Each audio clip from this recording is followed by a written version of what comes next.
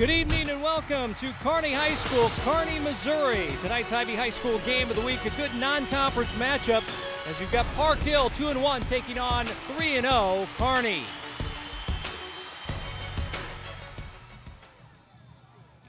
Hi everybody, Kevin Wyke along with on loan from the Chiefs, Dana Hughes and Bethany Bowman with insights and interviews tonight. Well, some variables tonight. We got a Class 6 in Park Hill taking on a Class 4. You got a passing team in Park Hill, running team in Kearney, and these teams don't play very much either, Dana. Yeah, they haven't played in a long time, but they have a lot of respect for each other. Each program has their strengths. We're going to see the ball thrown all over the lot by the Trojans, and then the Bulldogs are going to come out. They might try to run it down their throat. They do have the athletes that can throw it with anybody, but I feel like it's going to be a run game versus pass game. A lot of athletes on this field tonight. It's going to be fun to watch. Speaking of athletes, let's get to our high-B player profile. Dante Dixon plays on both sides of the ball for Park Hill. Yeah, in the day and age when you got the two platoons, it's always refreshing, Kevin, to see an athlete that you cannot keep off the field. I know that's tough for a lot of coaches to digest, but Dante Dixon has been a true playmaker for his team. He's done an outstanding job. They look for him to make some big plays tonight. Mr. Defense for Kearney is Theo Grace. The tackle machine, tackles, sacks, tackles in the backfield. He does it all for the defense. He is the heartbeat, the pulse of the defense. He needs to have a big day today. Kearney with a big crowd here tonight playing host to Park Hill. It's the Hy-Vee High School game of the week, and we're back to the opening kickoff right after this.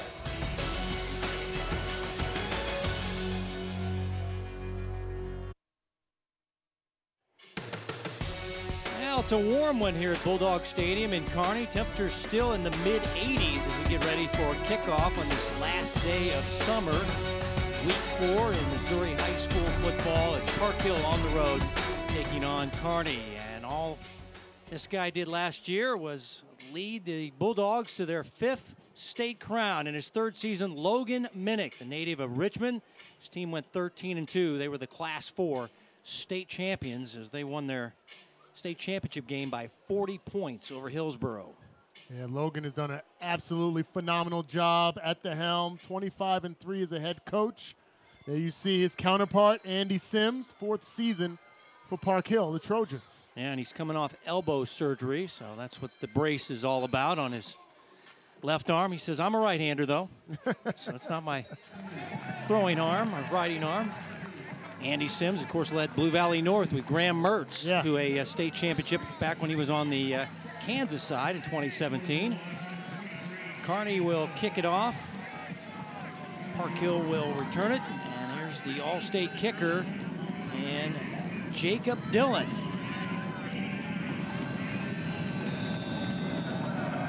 Deep back, Jolson and Dixon. And this one will get into the end zone for a touchback. Very close to going out of bounds there as it just got inside the pylon. As we take a look at the offense for Park Hill, Zane Thomas going to throw it around the lot, Dana. Yes, he is. They like to throw the ball. You see his numbers, 72 of 114 for 741 yards, 10 touchdowns, just those 2 picks. But they will challenge the defensive backfield for the Bulldogs here. Maybe giving up some size up front, but that doesn't deter them, Kevin, from getting away from their game plan. They come out with 4 wide. Running back is Daniel Easter. Once again, they want to throw the ball a lot.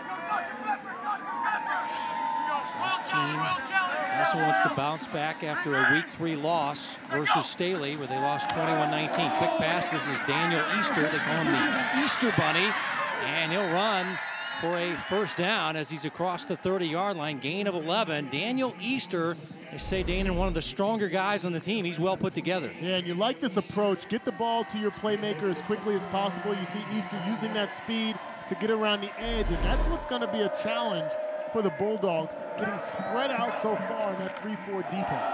Now he'll run it. Speaking of Easter, he's kind of an inside the tackles runner. And making the stop was Mason Beaver. Quite the story here when you get Mason Beaver and Isaac Beaver, move-ins from Des Moines, Iowa. Yep.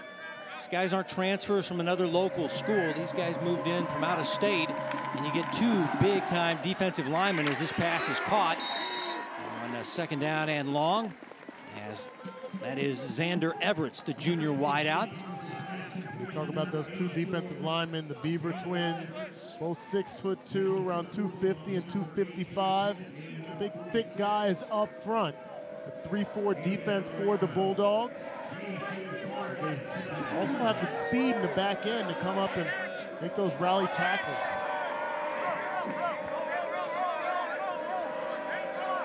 And now 3rd down, they need 7, and flags fly before the snap. Gene Millentree in his 43rd year as your Dead ball, wideout. false start on the offense. 5-yard penalty, repeat 3rd down. Rest of the crew, John Kilmer, David Thompson, Daniil Carpenter, and Brad Madison. That last penalty was on Ethan Irwin. You can't afford against a team like the Bulldogs to have negative plays that put you in predictable situations here in 3rd and extra long. Yeah, 3rd down and 12, backed up. Thomas, time to throw, floats it down the sidelines, and the pass is caught over the shoulder across the 40-yard line. What a catch by Gage Dorrell. And he gets a nice 3rd down conversion, but this was a heck of a catch, Dane. And as a former wideout, you got to love it. But I don't know if we're going to have time to show it because they're going to go fast as they're going to keep it on the ground with Dante Dixon. Dante to the outside, inside the 30-yard line. Let's take a look at this 3rd down pass to Gage Dorrell. Yeah, Gage Dorrell just running a go route on the outside, the bottom of your screen, man-to-man coverage down the field, and you see how quarterback's able to buy time to get the ball down the field. They had a big chunk of yardage to get there. They were able to accomplish it, and they just keep their foot on the gas pedal with this tempo offense. And quick pass. And this is again Dante Dixon again. Dante, we mentioned he's an all-state cornerback, but he'll play some running back, he'll play some wide receiver. He's a valuable guy for this Trojans team. And this is the first drive of the game, and you thought this team might have shot themselves in the foot with the penalties. But last week, penalties and a bad snap hurt him in the loss to Staley. Just a fluid runner is Dante Dixon. Dixon on the carry. You like the approach by the Trojans in this drive, Kevin, because they're not afraid to throw the ball to the short side of the field, or as we saw just there with Dante Dixon, run the ball to the short side. So you got to keep the defense honest, but at the same time, don't allow the team speed of the Kearney Bulldogs to work against you. Only got 1, 2nd down and 9. Thomas pass, incomplete, wide of the mark, looking for Gage Dorrell. Now it'll be 3rd down and long. Dorrell got the catch of the night thus far. As we send it down to our sideline reporter, here's Bethany Bowman. Thanks, guys. Well, as we're seeing here on this drive, Park Hill wants to get their athletes out in space, and so that's going to be the challenge, says head coach for Kearney, Logan Minnick, for his defense, is making sure that they can tackle in open space and keep up with some of these playmakers that Park Hill has.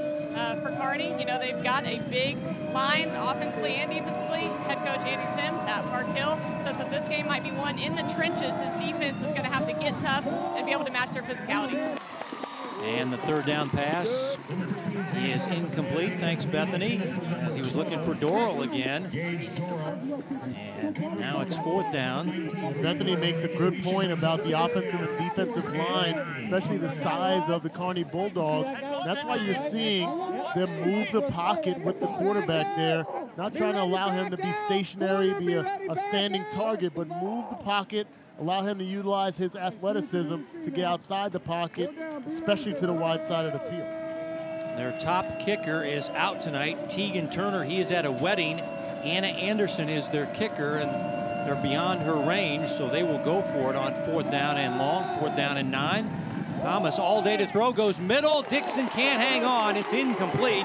Coverage by Fritz. I think Fritz got a piece of that, the strong safety, and the ball goes over on downs to Kearney. Yeah, tried to shift Dixon out of the backfield and create a mismatch on that interior from that slot position. Thought maybe there was a little bit of tug at the end, allowed to get a little hand jostling down the field, but a nice turnover on downs for the Bulldogs. Kearney Bulldogs on offense, 3-0. Carter Temple is their quarterback. He's a big rusher of the football. But the big story with him is his wrestling prowess. You see a lot of different looks. We have two backs in the backfield. Coach Minnick says we run the spread, we run the flex bone, we got a triple option. There is the numbers. Look at that, 7.9 yards per carry for the wrestling star and sophomore. And if you see him up close, Danny, he's a big dude, 6'3", $195. He is put together. Yeah, very rarely do you see a guy of his stature have so much prowess in wrestling. I mean, national level prowess. National level. Be the toughest guy on the field and in your locker room as a quarterback. And the left-hander fires his first pass. It's caught. And running is Trent Dostal. Dostal, nice catch and run. Correction, it is Dostal. Each team likes to run that tempo offense. They very rarely huddle. Get to the line of scrimmage, getting the communication from the coaches on the sideline, all the wristband, nonverbal communication as well. They get up and ready to play. Temple won a state wrestling championship as a 9th grader last year as this running play by Tristan Williams across the 40-yard line for a first down. As he'll get some 9 yards. Great job of blocking. Look at that kick-out block by the lead running back, and then the side-to-side lateral movement of Tristan Williams there. His dad played in the NFL. Known him for years around the Kansas City area. He's the running backs coach. Yep. That is Alan Williams. We'll see Corbin Emmons. Emmons filling the shoes of his older brother Cameron, who's now, and William Jewell, as this pass incomplete on the screen. As they were trying to get it to Williams there, and that was Aguirre, the inside linebacker, who had read it well, number 44. Yeah, this is a nice job. Watch how he takes on the block here, not being fooled by all the action, and is able to dislodge the ball, causing the incompletion. Yeah, 44, not 4. That was Louis Van Batavia. Yeah, Batavia, beg your pardon. Batavia is a sophomore. It's 2nd down and 10 after the incompletion. This is that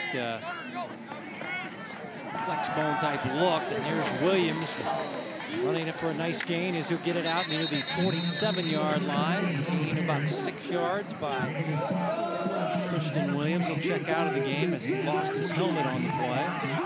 He's such a tough runner in between the tackles, and as you mentioned, you'll see a variety of offensive positions, offensive sets for the Bulldog. One of the more predictable down and distances, Kevin, is when you don't have success on first down, you usually see a team run the ball on second. They will be successful there. They go empty with 5 wide.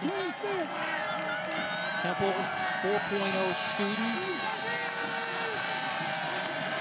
Will go on a quarterback draw and a first down and more. We mentioned he's a very good runner, nearly 8 yards per carry, as he takes it into Park Hill territory with the first down run. Outstanding job. This is a designed quarterback draw. Watch the patience and the blocking at the point of attack. Get to the second level, shifty and open field. Good stiff arm there, runs out of bounds, live for the next play. Great execution. Spotted at the 38-yard line. Logan Minnick, former Raytown head coach, was there for 5 years, coaching the Blue Jays. Bulldogs want to play the slow game. They want to play, take their time, run the football. They run a gadget play to Nolan, and Nolan put the ball on the ground, able to get what he can.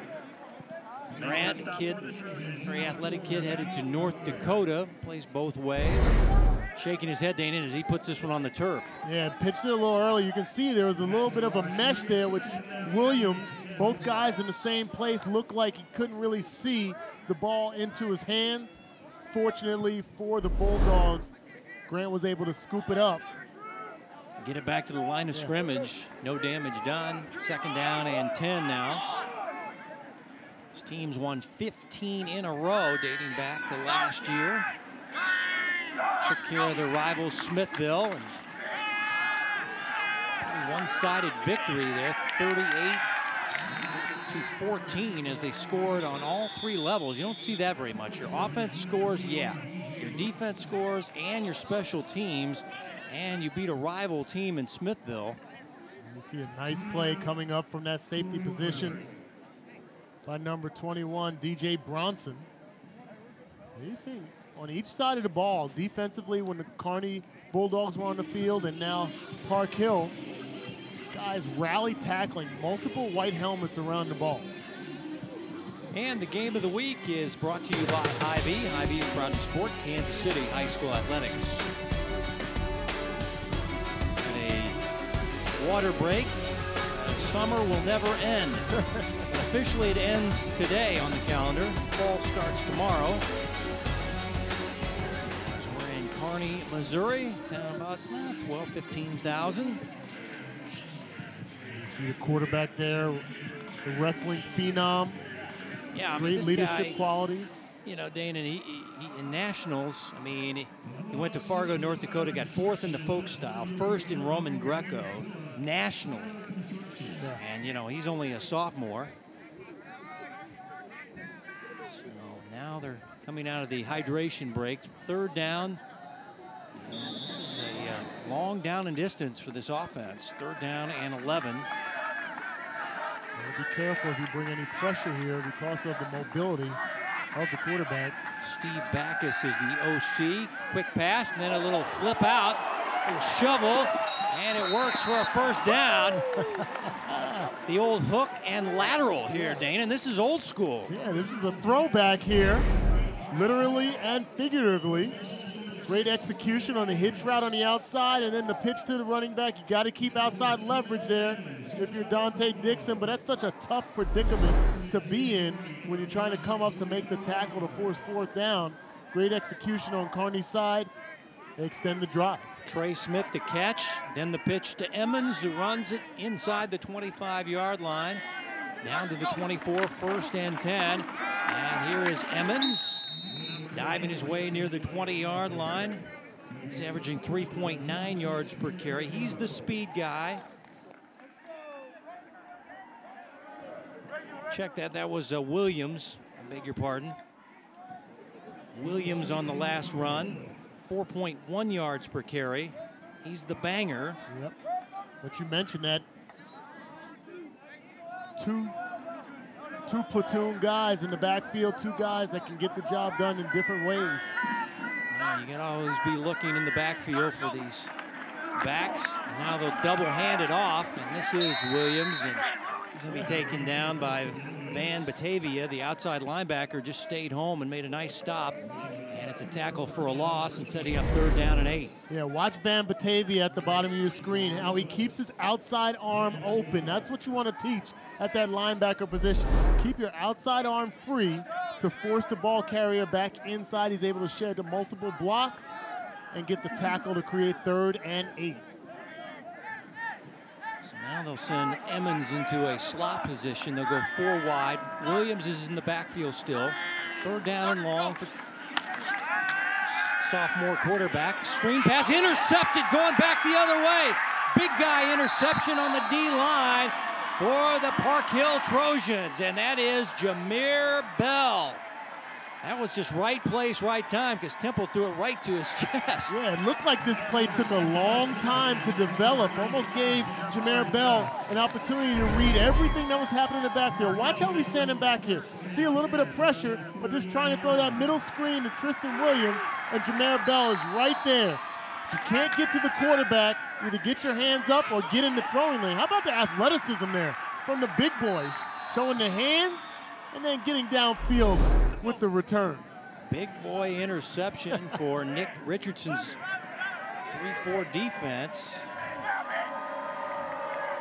And the junior, first turnover of the game. Here comes the passing offense of Park Hill. Thomas going to crank one deep down the field. And it is broken up. Coming over, that is Dostal to knock it away. Trying to go for the home run to Braylon Agee. After you get a turnover, you see aggressive coaching, as we see the coach there, trying to take advantage of that momentum shift. The adrenaline flowing, just couldn't get out there far enough for AG to get up and get it. Yeah, AG, one of their best athletes on the team, track athlete. Interesting that his dad played football, William Jewell, same time as Logan Minnick, so they're very familiar with one another. Pass near side. Speaking of the number 10, that is Braylon Agee, tight end. He was one of the guys mentioned on the guys to worry about. Yep. He's just a supreme athlete. Tall guy, good hands. A nice open field tackle by Trey Smith there to get close the gap and send him to third down here. Third down and 6, empty for Thomas. And Thomas directing traffic and can't hit his tight end this time, incomplete. As the coverage there by Dampier, the Sam linebacker. And it'll be punting time for the Park Hill Trojans. They couldn't take advantage of the interception by the D lineman Bell. That's a great job by the Kearney Bulldogs defensively, not to get down on themselves. Understand the assignment, force the 3 and out here. Potential 3 and out, who knows? We'll see some trick plays from the Bulldogs. Maybe we'll see something from the Trojans. That's a good point. AG is the punter, and he sends it down the field. And this one, does it have enough legs to get in? Yes, it does. As that's the gamble Trey Smith took as he let that one hit. And it'll be a touchback at the 20-yard line, 1st and 10. So the Kearney Bulldogs now have 5 state crowns. It's always been a really strong program. Mark Thomas won a couple of state crowns. Greg Jones. And now Coach Minnick last year in 2023, as you take a look at 5 times. Yeah, made it to the Final Four in 2022. And yeah, you talk about programs. Kevin, you've been around high school football for a long time. There are places that have good teams sporadically, and then there are programs that are year after year, they just churn it out. That's what you see with the Kearney Bulldogs. Flags down prior to the snap. Yeah, I've been around a long time. I can't see anymore. But dead ball, false start. Offense, 5-yard penalty, still first down. Speaking of long time, 43 years. That is dedication. Gene Millentry doing the hard work tonight.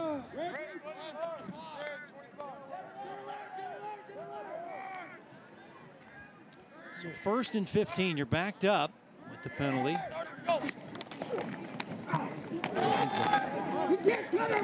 Trickery with this offense as you take a look at Tristan Williams darting his way. Nice job on the kick-out block by Kalen Bowman, number 77. I like to see the mobility of the offensive line. I know all the love goes to guys like Tristan Williams, justifiably so, because they are so powerful in the backfield, so potent as playmakers. But those big guys up front make all the magic happen. Omar, Balabre, Smith, Bindex, and Schranz. Schranz, third team All-State. Got a good offensive line. Quarterback on a late pitch, gets it out to Emmons, and there's that speed we were talking about. And he breaks it free down the sidelines, and he's finally ridden down near the 35-yard line. Corbin Emmons, electric in space. How about this? Watch the quarterback, attention to detail, late pitch, enough time to get the ball into space to Corbin, and then it's all about his abilities in the open field. You mentioned thunder and lightning. There's a little bit of mixture there by Corbin. He's able to break open a big play for the Bulldogs. 46 yards, 1st and 10 for the Bulldogs. Had a turnover on their last drive. Number 2 team in Class 4, and we almost saw a turnover there, as Dante Dixon looked like he was the intended target there, as the receivers really weren't alert to this pass, Danon. Yeah, just a bubble screen on the outside. Looked like both receivers thought the other receiver was supposed to be the intended receiver, but Dixon, as we mentioned, playing both sides of the ball, tried to climb the ladder for another interception, almost got it. Yeah, it looked like both were blocking. Instead, one was supposed to be a receiver there, and Dante nearly got the interception. All-State DB, lockdown corner. 2nd down and 10. By the way, Lutheran North is the #1 team in Class 4, and they have a loss this year. And a pass deep down the field, back of the end zone, incomplete. And Trey Smith looked like he would have gotten there, but he either cramped up, has a lower leg injury, Dana. I don't know. It's a hot night. Maybe the cramp. Yeah, you see, took him out. He's in pain right now. Hopefully, it's not too serious. Hopefully, it is just a cramp as opposed to a pulled hamstring. They're running a double post. We used to call this pepper. Inside slot runs a post, outside receiver runs. And you can see right there immediately he goes down with that leg injury, trying to put pressure on the safety on the inside and the outside there. Ball just overthrown just a bit. Dostal was in the area as well, but you saw the pull-up by Trey Smith. Felt like it was a cramp situation. Yeah, that's what I think it is. The way he got up like that, a little frustration, you can tell. But we talk about Dante Dixon. There you got Trey Smith, a 2-platoon guy who will play on defense and offense as well. Got to stay hydrated in this heat. It's definitely hot today. The heat index was near 100 degrees. Trey a little frustrated. Probably had 6 there. His leg doesn't tighten up on him.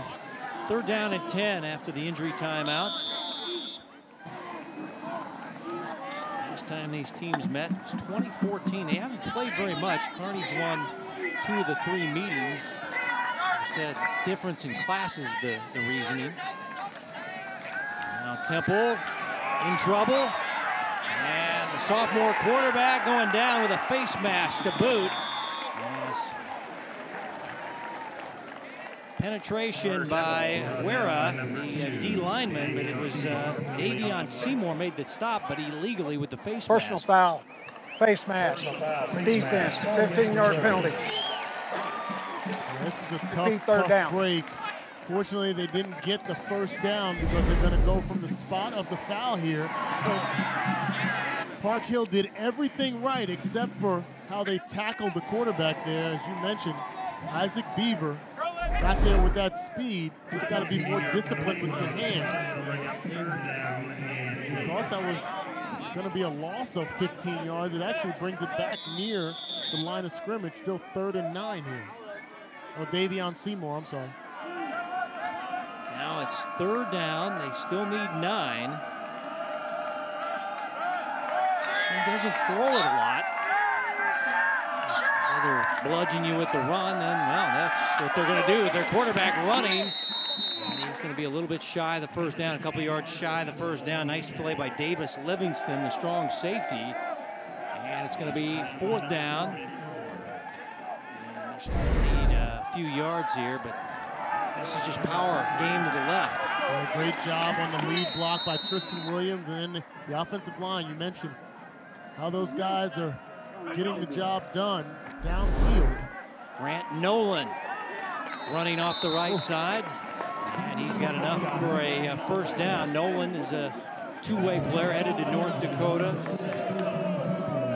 As these guys got all tight here. It wasn't the tush push, but multiple lead blockers out there to get the job done. Let the big guys take care of the interior and with skill positions, get it done on the perimeter. And they convert the 4th down. It's 1st and 10. Ball at the 23-yard line. Late stages of your 1st quarter. He's had 1 turnover. But they're a red-hot team, 3-0 this year, 15 straight wins. Playing out of the suburban blue. Just a confident team. Just beat their rivals last week, Smithville, in impressive fashion, so they're coming in on a high. 1 turnover will not deter this team. As they'll keep it on the ground, not much doing. As this is Emmons who has the key play on this drive, that 46-yard catch and run, and that'll do it for the 1st quarter in this Class 6 versus Class 4 matchup as Park Hill on the road taking on Kearney. End of one, scoreless. In the birthplace of the legendary Jesse James, Kearney, Missouri.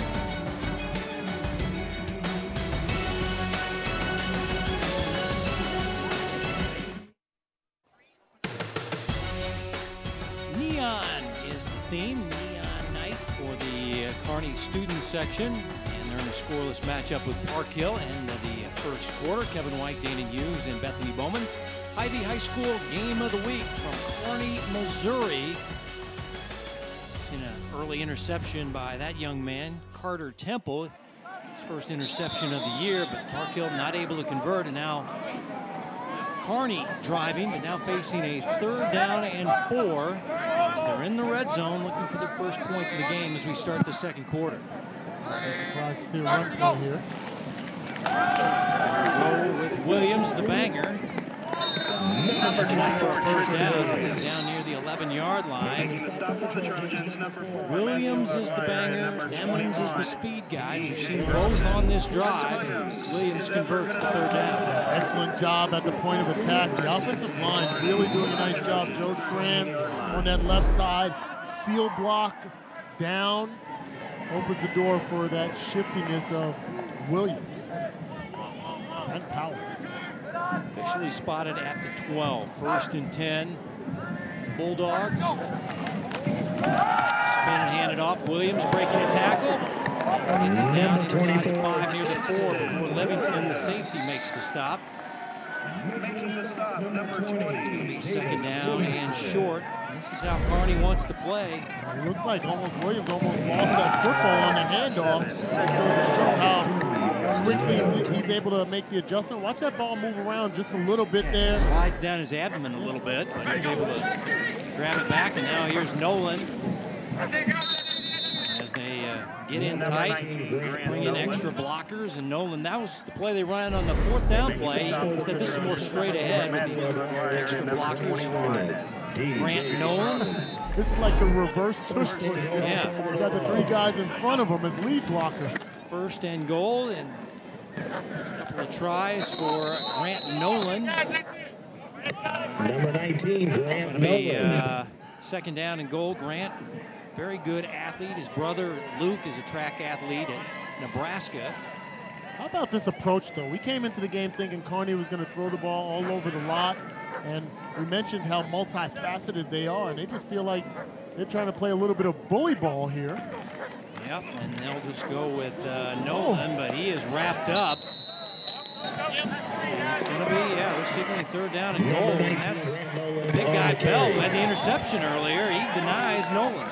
Jamare Bell. Watch him. Brick wall right there, stops, taking on blockers, and literally stops the ball carrier in his tracks and drives him backwards. That's a great effort. Again, Wildcat. Nolan, he's in off the right side. Touchdown, Kearney. Grant Nolan, the battering ram. Young kid broke his collarbone last year, missed most of the season, but came back in the playoffs and is headed to North Dakota. Just a good all-around athlete.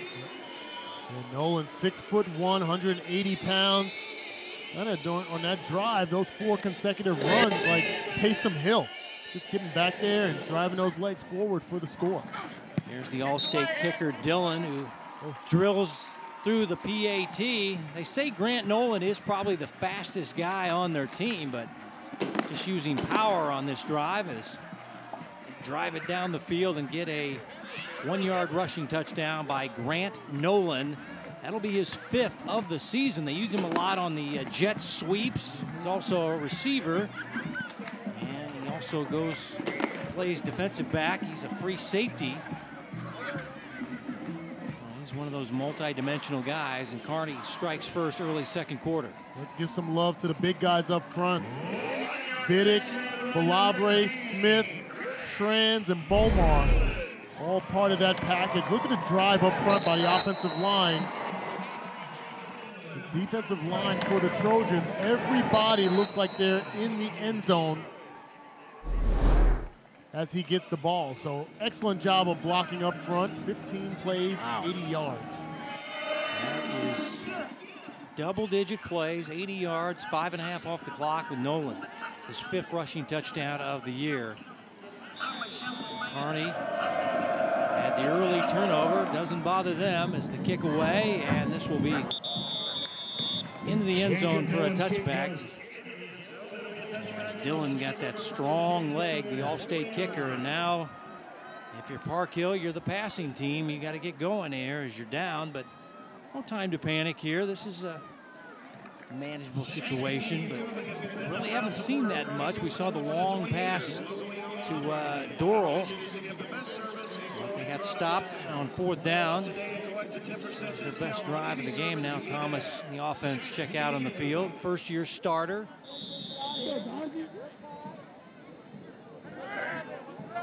He's still learning. You could say that for any quarterback. On all levels, they're always learning something new. It's a 4 wide receiver set as they'll go with Easter. Interesting to see him come out and maybe run the ball a little bit as they'll get it out to the 25, 2nd down and 5. Well, you got to also be cognizant of your defense. So you want to see Park Hill obviously wants to put some points on the board, but I'm sure that Andy Sims, the head coach, recognizes that his defense was on the field for 15 straight plays in this heat. So take what the defense gives you in the run game or short passing game, move the chains, give your defense some time to rest on the sideline, as we saw Gage there.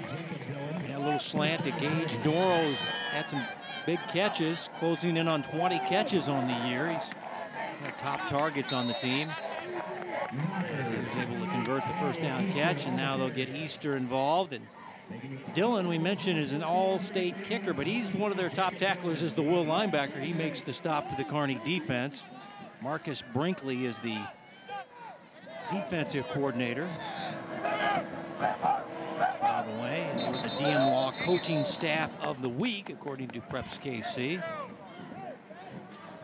Flag down. Dead ball. False start. Offense. 5-yard penalty. Repeat 2nd down. And the Bulldogs are coming up with different sets defensively, man-to-man coverage with some back-end help. That's 6 DBs on the field. Watch a little anticipation at the top of the screen by the wide receivers. I've been on that, down that road, Kevin. Yeah, the lean forward in the slot, it looked like. 2nd down and 13. Quick sidearm throw. Everybody's doing those throws, courtesy of number 15 in Kansas City. The catch is made. Now a late flag after the catch by Doral. It might be a pile drive down. 5-yard face mask on the defense. 5-yard penalty, 2nd down. That helps the Trojans there, moves the ball up. More manageable situation here, but you mentioned that side-on throw. There you see, looks like she got 23, Jacob Dillon, who we mentioned earlier, 5'11", 200-pound senior. His hands in the wrong position. Now it leaves him 2nd down and short. Coach Minnick not too happy with penalties. A 3-safety setup. They're going to move back to almost like a quarter defense. 4 guys playing the quarters. This is Easter. Coach Minnick very happy with his defense. They've only given up 14 points in 3 weeks as Easter will run for a 1st down for Park Hill. Daniel Easter, the junior running back, and one of the benefits of getting the plays called from the sideline is you get to see what the defense setup is, and the coaches are able to dial up a play with the safeties back deep. When they moved all 4 guys back, I meant there was only 7 guys in the box. You run the ball. Now 3 guys are back, you throw the ball. They're throwing down the field, and incomplete. As that was Jolson, who had it in his hands and couldn't reel it in. Coverage by Dostal there, but let's take another look here. That's got on his gloves. A little bit short. Would have liked to see it, but he's got to catch the ball. You know, as a former wide receiver, #1 rule, touches your hands, it should be caught. He had a step on the defense. That's a nice job of recovery, though. Dostal, yeah, number 5, yeah. I think he got his hand kind of just enough to distract the receiver as the flag is down. Encroachment on the defense, 5-yard penalty, still second down. Sometimes that's all it takes, just to distract the receiver from bringing it in there, and Dostal able to do that. Never give up. You never know. It's going to be second down and 5 after the penalty on the Bulldogs. 3-4, 3-5 defense. So the 3 down linemen. Now here goes the Easter Bunny. And he'll get it out near the 49-yard line. Gain of a couple. 3rd down and short. Notice from Park Hill, they're very methodical moving the ball downfield. We've seen some razzle-dazzle from the Bulldogs, but very methodical approach, taking up a lot of clock, getting the defense some rest on the sideline. Yeah, they were out on the field, over 5.5 minutes on that last 80-yard drive. Kearney capped by the Nolan 1-yard touchdown run. 3rd down, 3. Park Hill rolling short side. Thomas throwing, diving attempt, and it is a catch and a 1st down. As that was A.G., the tight end, coming back and making a nice catch here as near the turf, but A.G. makes the catch, stays in bounds, and the ball will be 1st and 10 at the 33-yard line. Throwing it in a place where only your guy can make the play. That's a nice placement there. Quick pass. Here's Dante Dixon. Dillon wraps him up down low. Not much doing on that play as trying to get a little wide receiver screen out to Dante, but Dillon made a nice play. Dillon and Aiden Aureliano, I'm sorry, in there on the stop as well. Yeah, Ariano, he's been one of the super sophomores. Guy has 2 pick-6s for a touchdown, including last week. So he's not only playing good defense, but he's scoring touchdowns. And now we're going to get a water break. 6-minute timeout.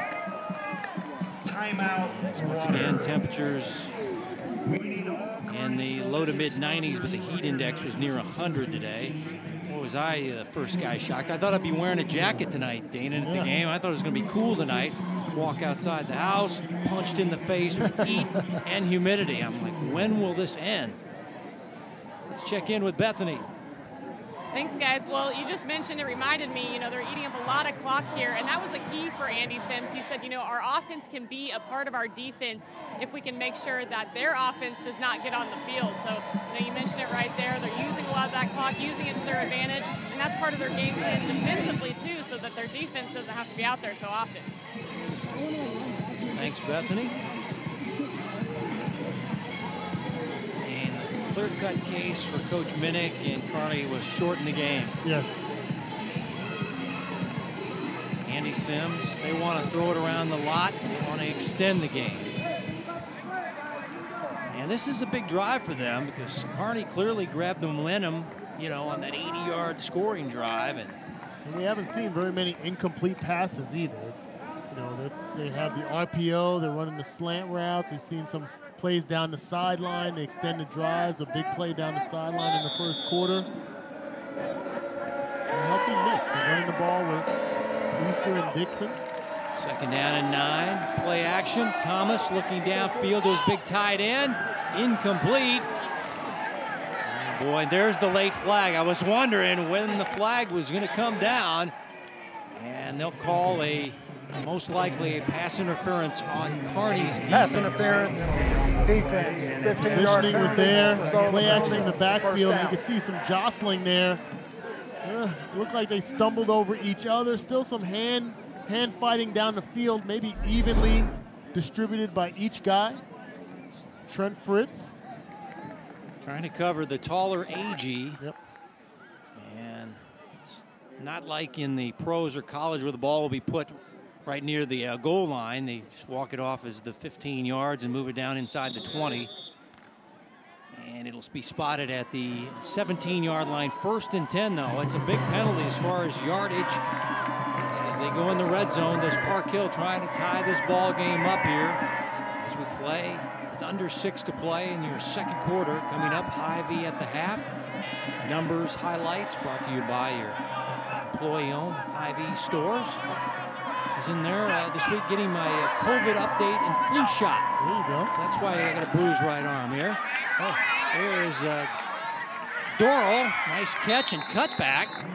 Nice gain as he'll get it down near the 14. It's a nice move there in space by number 12. Yeah, good space right here. Watch the block right there. I should say the pancake on the attack to the line of scrimmage, stretching that play out to the line of scrimmage. You'd love to see that from Aureliano.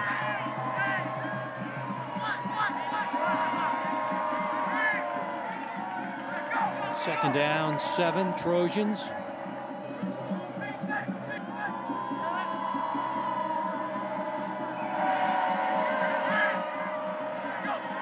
Five wide receivers for Thomas. He'll throw short and hit his tight end, AG, the sure-handed tight end. And short gain again for AG, the junior.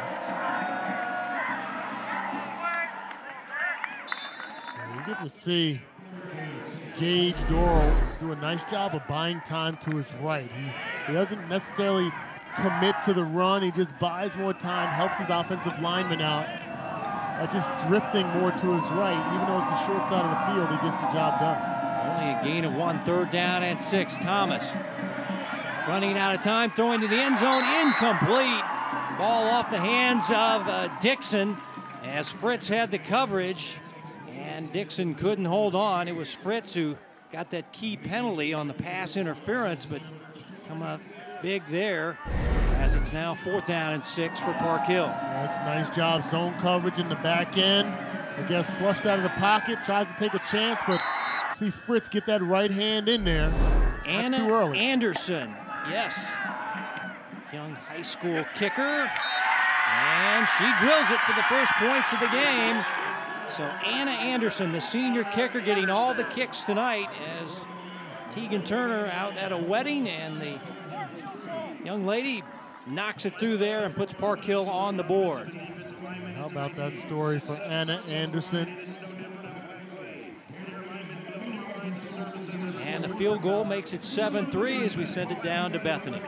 Yeah, how about Anna Anderson, the only girls kicker here on this in this matchup, and she's actually on the 18U National Girls Flag Football team. So she is quite the athlete. Coach Sims tells me that she doesn't miss a workout. She's one of the hardest workers on the team, gels really well with all of the guys, and obviously getting her opportunity here tonight with the starting kicker out at a wedding, and she has been ready for it and worked for it, and just so happy for her.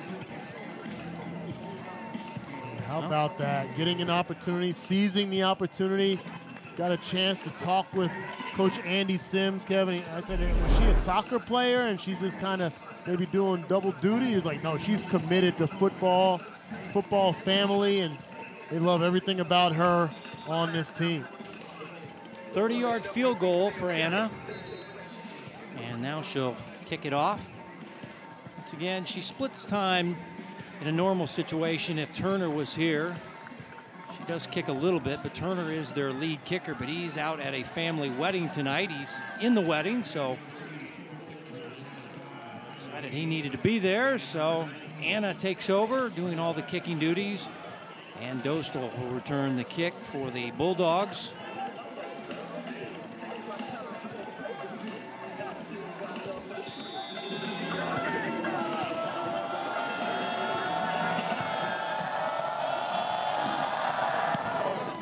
She'll directionally kick it short. And this was by design as Turner takes it and takes it down immediately. As that was Hudson Best, wide receiver, and he took a hard hit there. They were ready for it. When you have your wide receivers up in that short zone area, you know that this could be a short directional kick because Anna doesn't kick it too deep. No fair catch. He could wave the fair catch sign there, just decides to take the hit. But that's good special teams coaching. Yep. Tanner Wendell is the special teams coach for the Kearney Bulldogs as they'll take over at the 34-yard line as their sophomore Carter Temple. Mentioned he's 4.0, but the team GPA, listen to this, Danny. Team GPA for Kearney, a lot of bodies, 3.85. Wow. That's maybe the highest I've ever heard of. It's a smart football team as this running play to Emmons, the junior. A couple of hard yards. A bunch of smart guys, 15-game win streak. And they know they've got a target on their back as state champions, and there's a lot of good teams in Class 4. They probably will see Smithville again. Harrisonville's pretty tough. Hannibal, team they beat in the championship. Hillsboro is going to be back. And of course, Lutheran North is loaded with big-time talent.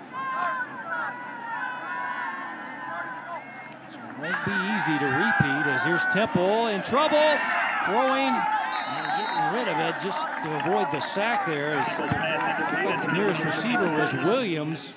As you see the white hat pointing in the direction, but a lot of pressure there by Jonah Ware. Jonah Ware getting that pressure up the middle.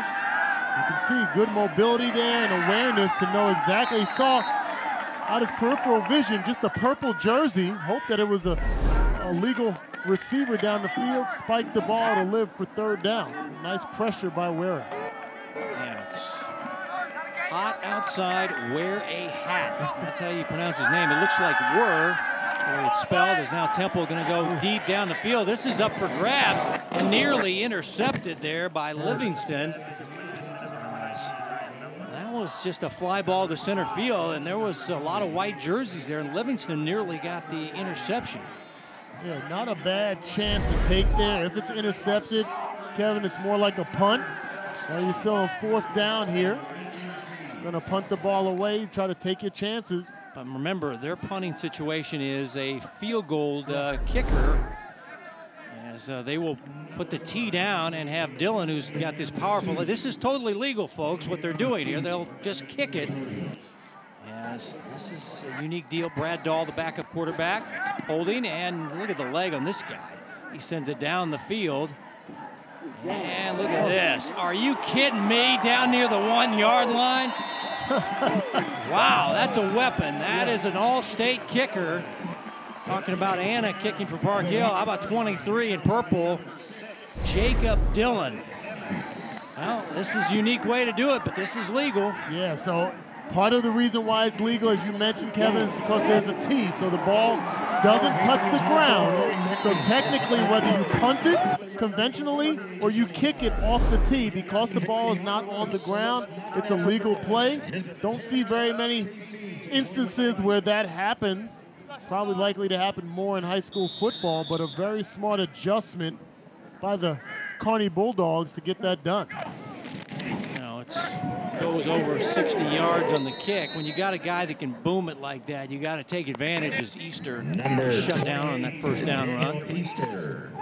You're seeing more of these guys with these powerful kicks, and I feel like it's the Butker effect in the area. And I know he's worked with some high school kids around the area, and just to keep pushing in your limits, and some of these high school kickers can really kick it a long way. Pass to the sideline, incomplete. Good effort, though. You know what's really interesting to your point, Kevin, is that nowadays, contrary to when we grew up, when I was in high school, you have intentional training. Like back then, it was just be the best athlete.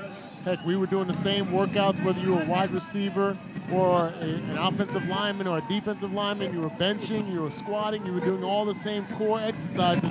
Now, with all the specialists and special trainers, guys that are kickers are working to be stronger kickers.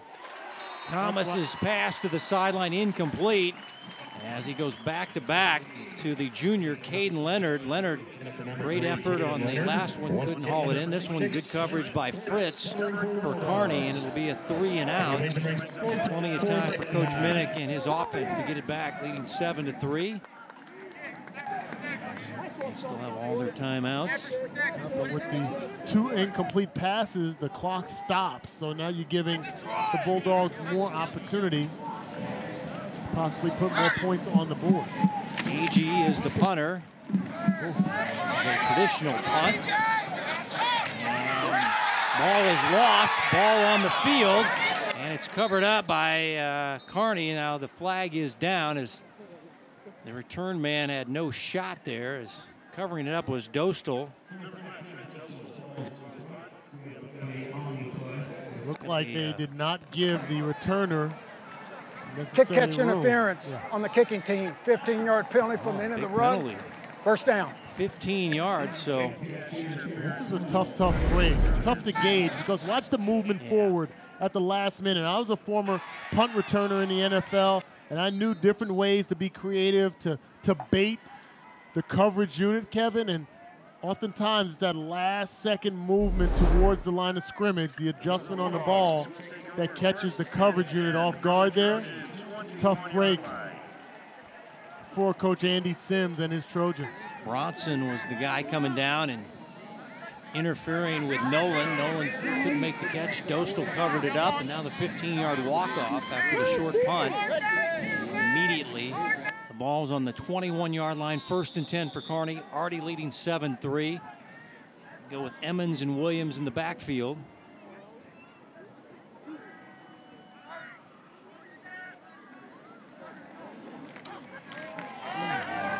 Penetration by Ware there. And Emmons will get it down near the 18-yard line. But tell you what, coming through there was 52 in white, Jonah Ware. It just came up empty, and Emmons able to get a nice gain for about 3 yards in the play, 2nd down and 7. That showed the speed of Ware. He was in the backfield before the ball was even handed off. If they're going to have that formation there, it opens the door up for him to be one-on-one blocked and getting through. You say he's the leader of the defensive line, returning starter. And gadget play. Go to the edge, and Dante Dixon stops Dostal for a loss as he made an ankle stop. Now it's going to be 3rd down and long, so kind of went with like jet sweep action here, and Dante Dixon read it well. And they ran this play earlier in the game where it looks like the ball's going to go to Williams on the pitch, and then there you got Dostal coming around. Great job by Dante Dixon coming up, shedding the block on the outside. That play takes so long to develop to the wide side of the field. It gives a defense like the Trojans speed, able to make a play. Loss of 4, 3rd down and 11. Going to the end zone on a fade, and it's out of the back of the end zone, incomplete. Dostal was the target that time, a little slow to get up. Number 5, Trent Dostal. Covering for the Trojans, number 21, squeezing the receiver. Bronson with the good coverage. Yeah, he got the punting penalty, the interference on the catch, making up for it. And now, let's see, they want to show off the kicking leg of Dillon. Nope, he's not out there. That's interesting. 4th down and 11. Now they've got 4 receivers to the left of the quarterback, who is a left-hander, Temple. Look how deep the defensive backs are. Now they'll take the time out to talk about it. As we're down to 1:27 to go before timeout, Kearney. Hy-Vee at the half. First half. Have a look at Coach Minnick, 39 years old now. He was an assistant under Greg Jones back in the day. He's been an assistant at North Kansas City, Staley, and he's a native of Richmond. And I said, well, you got to know Coach Dan Lanning, the Oregon coach. Yep. And he said, yeah, I was the best man in his wedding. So yeah, I know him pretty well. So. I got a chance to talk to him the other night. Great conversation. He talked about graduating 16 guys, 16 starters off of that state championship team last year. Had 6 returners. Believes they're all studs, 4 of them. Fortunately for him, an offensive lineman. And as you mentioned, 2 good weeks beating Smithville and Fort Osage. Well, next week, EKL 5A matchup. Two teams that are struggling tonight. St. James coming in at 1-1, heading into play tonight. The game will be at Blue Valley. They are 2-0, but they are losing to St. Thomas Aquinas. They go with their all-state kicker. That's the right decision. He bombs it through. That's easy money when you got a kicker like Jacob Dillon, and it's a 10-3 ball game just before half. Getting points on the board, getting the 3 points back that they gave up on the last drive to the Trojans. And as you mentioned, what a luxury to have a guy that can kick the ball like that. Gives you an opportunity. Once you get even near the red zone, you always have opportunities to put points on the board. We saw that with the Chiefs this past weekend. Watch that ball explode off of his foot. Yeah, 39-yard field goal looking easy. You see pitchers, Dane, and the ball explodes out of his hand. Yeah, you're right. The ball just explodes off his foot. He looks like a college or a professional kicker the way that ball just jumps. And I have a feeling this is going to end up getting him a scholarship with somebody, because kicking has become an important thing with these teams. Used to be you had to go walk on and get behind like 4 other kickers and beat the other guys out, and maybe we'll give you a scholarship. You know, kickers were disrespected. Now the disrespect is gone, and these guys are getting, especially when you got a leg like Dillon. Well, I was on several calls in preparation for the Falcons-Chiefs game this week. We talked about around the league how points are down as far as red zone scoring. And I think it's part of the culture in regards to athleticism by defenses. You know, Kevin, I hate to give defense any love as a former wide receiver, but defenses are more athletic, they're faster, and as you get closer to the end zone, it gets tougher to put touchdowns on the board, so you need those kickers like Dillon. So from the 20-yard line, as Thomas just throwing this one away as he had pressure in his face there. One of the Beaver twins there. Number 15, St. Thomas. That is fortuitous movement. You get 2 guys from the Des Moines area, and they're D linemen. D linemen are hard to find, especially athletic guys. 6'2", 250, and they're just juniors. Both have 2 sacks coming in. Mason has tackles for a loss at now 4, and 1 safety. There's Thomas on a roll and throw, complete to his tight end. First down catch by A.G. in front of his Park Hill sideline. They keep running that play. They've had success on the rollout. And basically what we used to call this is a smash and flag, where you have the inside guy running a flag route, a corner, and the outside running a deep hitch. Puts the onus on the corner to decide which one he wants to guard, and quarterback to decipher and make a good throw. That's what we've seen so far in this game. First down, he's stopping the clock. A.G. been a star tonight as this pass down the field. Receiver, can't reel it in. That is Dorrell. Saw him in the first quarter make that sideline catch for a long game, but can't connect this time. Second down and 10.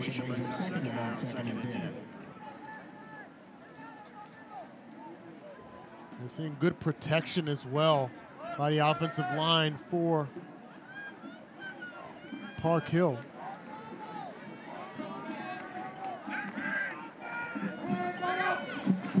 Second down and 10. Thomas flushed off his throwing spot, moving, throwing, and it's complete. Nice catch and run. Now a fumble at the end of the play, covered up by Kearney.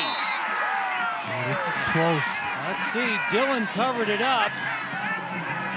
Let's see, was Leonard down? And apparently they're saying it'll be a turnover and Kearney football. No, Park Hill football. The receiver was down.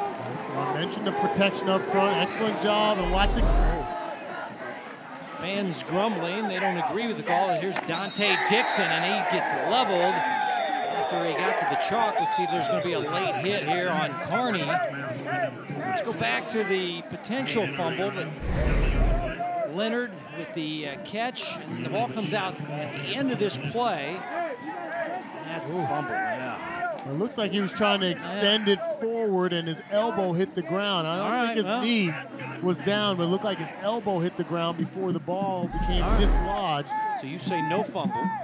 No fumble. I'm going to, maybe we'll get a couple other looks at it, but I'm going to say initial thought was no fumble. All right. Oh, you're talking to a wide receiver here. So. Yeah, you're going to side with the offensive player. And the penalty was just a no late hit on the sideline. That was a potential there for Kearney to get hit. Instead, it was a penalty 5 yards on the Trojans. It'll be 1st and 15. As Thomas throwing and nearly intercepted by Nolan. Boy, he was like a laser beam over there, and he nearly got it. He might have made the catch there, just didn't get his feet in bounds. Go back to the well to run that same play, run the deep hitch on the outside, wide receiver at the top of the screen. Going to try to use the sideline to his help, but you're right. It's great hands by Grant Nolan. He did hold on to it, yeah, he just didn't get his foot in bounds. So now 2nd down and 15. Nolan has that 1-yard touchdown run. And now we're going to get a timeout for Park Hill and Andy Sims as they trail 10-3 just before halftime. Park Hill. Timeout. Park Hill. How about this game? I thought maybe there would be more points put on the board with the offensive firepower that we've seen or coming into the game for each program, but defense pretty much been the story of this game, holding the powerful Kearney Bulldogs to 10 points so far, and Park Hill, that field goal on the board as well. They got to feel good about themselves.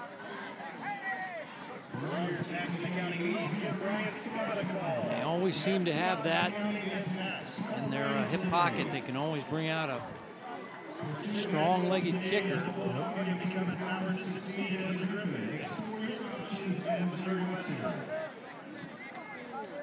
Well, you know, all summer long they've heard, are you guys going to repeat? You know,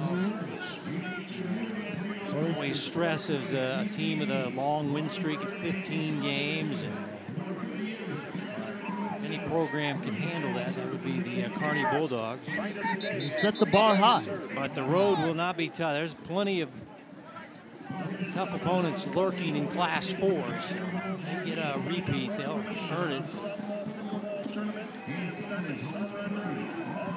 Seeing him number 2 in the state poll behind Lutheran North, who has 1 loss on the year. Bulldogs are 3-0.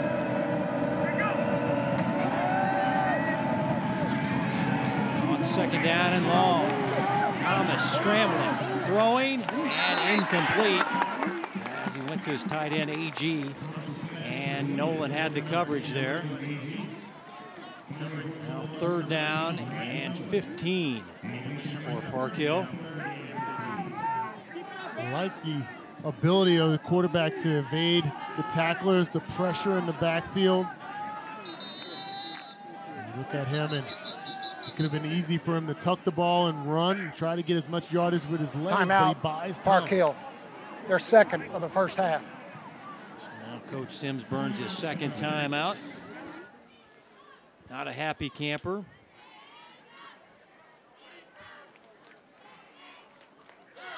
Won a state championship in 2017 at Blue Valley North. His quarterback, Graham Mertz, now at Florida. So he had a big-time quarterback then. Let's check in with Bethany. Yeah, so Coach Andy Sims has quite the resume of quarterbacks that he's coached. Graham Mertz, as you were mentioning there, Kevin, is the starting quarterback at the University of Florida currently. He had a lot of passing records, state high school records in the state of Kansas. Henry Martin then comes after him. He's now at Northwest Missouri State. broke some of those records, so 2 record-breaking quarterbacks. Andy Sims comes over here to Park Hill. Kendrick Bell was his quarterback. He's now up at Michigan at wide receiver. Just such an athlete, changing positions there. But what a group of quarterbacks that Coach Andy Sims has got to be a part of. Simone winner as well as Bell. Yep. 3rd down and 15 out of the timeout. Number 15 going to crank one deep down the field, incomplete. Let's see if there's flags. There's some contact there on the sidelines as they were targeting AG. No flags. 4th and 15 now for the Trojans, trailing 10-3. The officials are going to allow some of that jostling down the field, Kevin, especially if both guys are playing the ball. And you saw the technique, and this is where things go awry for defensive backs, is when they don't get their head back towards the ball, they won't get the benefit of the doubt, even if there's contact down the field. That's nice technique by Grant Nolan. Empty set. Thomas going down. He's sacked. And that's how the second quarter will end. And it's coming through Theo Grace with his 4th sack of the year. Defensive leader headed to North Dakota. We have reached halftime in a 10-3 ball game for the home team. The Kearney Bulldogs taking on Class 6. Well, now they put time on the board here. I thought the clock would have run out, but on change of possession, they'll have to stop it. I beg your pardon. You see Theo Grace, that speed. So you give Kearney a couple of cracks here to get some points as you get a Hail Mary down to the end zone, change of possession. Jacob Dillon getting that leg loose on the sideline, try to get him some yardage. Go to Nolan. Nolan, now they're in his range as he's down near the 35-yard line. As he gets 11 and a 1st down. Still has the 2 timeouts. They use one here, but get the ball quickly out to the perimeter and then just get north and south. We saw this. You remember the Chiefs playing the Buffalo Bills with 13 seconds left. That's exactly how they drew it up. Get the ball quickly out and get north-south as quickly as possible. Get down, call timeout. You got 11 seconds, now 10 seconds left on the clock. It's still 1 timeout, so I envision that they'll probably run a very similar play. Downhill fast and then rotate Jacob Dillon out, try to kick a field goal. That's the risk you run, Kevin, when you try to throw for it on 4th down and you're near midfield, leave the door open. Thought they could have run out the clock, but instead Seconds on the game clock, please. they give another scoring opportunity to the home team, as now they're saying they want 11 seconds on the official game clock.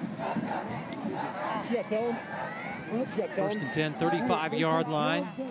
Look how deep the defensive backs are playing in that prevent defense. So you're almost opening the door for that quick throw, likely to the slot receiver. Looks like that's Drew Nelson.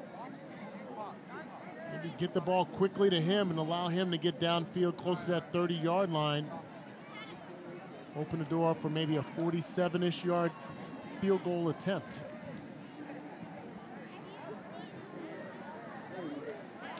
You may even see a throw down at the bottom of the screen back to Grant Nolan, since that's a shorter throw.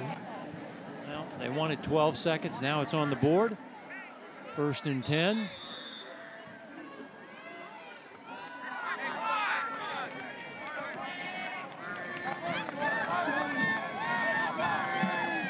Get some quick points before halftime after the 4th down stop. Now they'll go with the deep ball down the field to Nolan. He'll run underneath it. Touchdown, Kearney. Oh, talk about great hands and the post route run to perfection by Grant Nolan. His 2nd touchdown of the night, 35 yards. And the Dogs fans in their neon loving things here tonight on this Friday night as they cash 6 before halftime. And this is 2 consecutive plays that set up each other. First you run the bubble screen to try to bait the safeties to come up, and then you take advantage of that by rolling to the left, looking like you're going to throw that quick pass again just to catch the safety sleeping and get a touchdown. How demoralizing that could be for Andy Sims and his Park Hill Trojans to give up that play with just 6 seconds left in the half. Fireworks being set off here as Grant Nolan has a rushing touchdown. It's kind of a power bully play and then showing off his skills as a wide receiver. Yeah, this is prevent defense, and it's supposed to be designed to prevent this. Look, 3 guys back there, and it just looks like Nolan gets beyond the deepest safety. Well, undisciplined with his eyes, gets caught up in the rollout to the left, and you can see he tried to retreat quickly. That's Davis Livingston.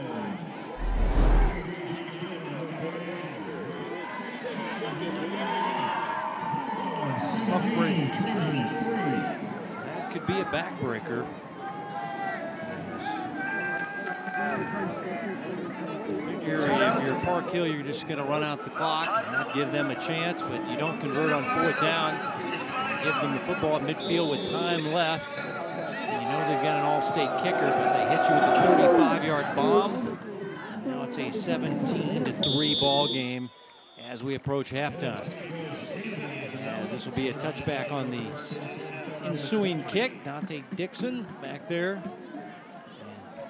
And that is a devastating turn of events for the visitors tonight, Park Hill. Yeah, tough break. Give a nod and credit to Coach Logan Minnick and his offensive staff to be able to see and decipher the opportunity and take advantage of it. And they'll just take a knee.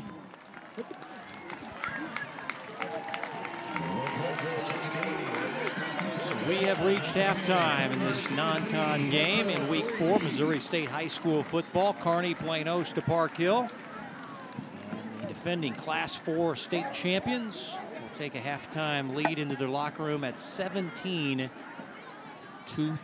over Park Hill, the Class 16, as we send it down to Bethany. Coach, just wanted to see the fireworks one more time. Talk about that play there at the end. Huge play. You know, anytime we can get a chance there, I was hoping our defense would make a stop to just get us in field goal range. We've got an excellent kicker in Jacob Dillon, and then, you know, we get the penalty there, and we get a shot at one, and sophomore quarterback put it on a dime there, and Grant Nolan is one of the best players in the state of Missouri, so we got single coverage on him, and he made a huge play. Your team has been well-versed in stopping the run this season, but you got a good look at how they can limit the playmakers and the athletes in space on the other side. How would you evaluate their job there? You know, when you got 3 points on the board, you're pretty happy at halftime. Plenty we can clean up. We're giving up some stuff in some soft zones we got to get cleaned up, but we'll make plenty of adjustments here, and we'll be ready to rock. Good luck. Thank you, Coach. Very much.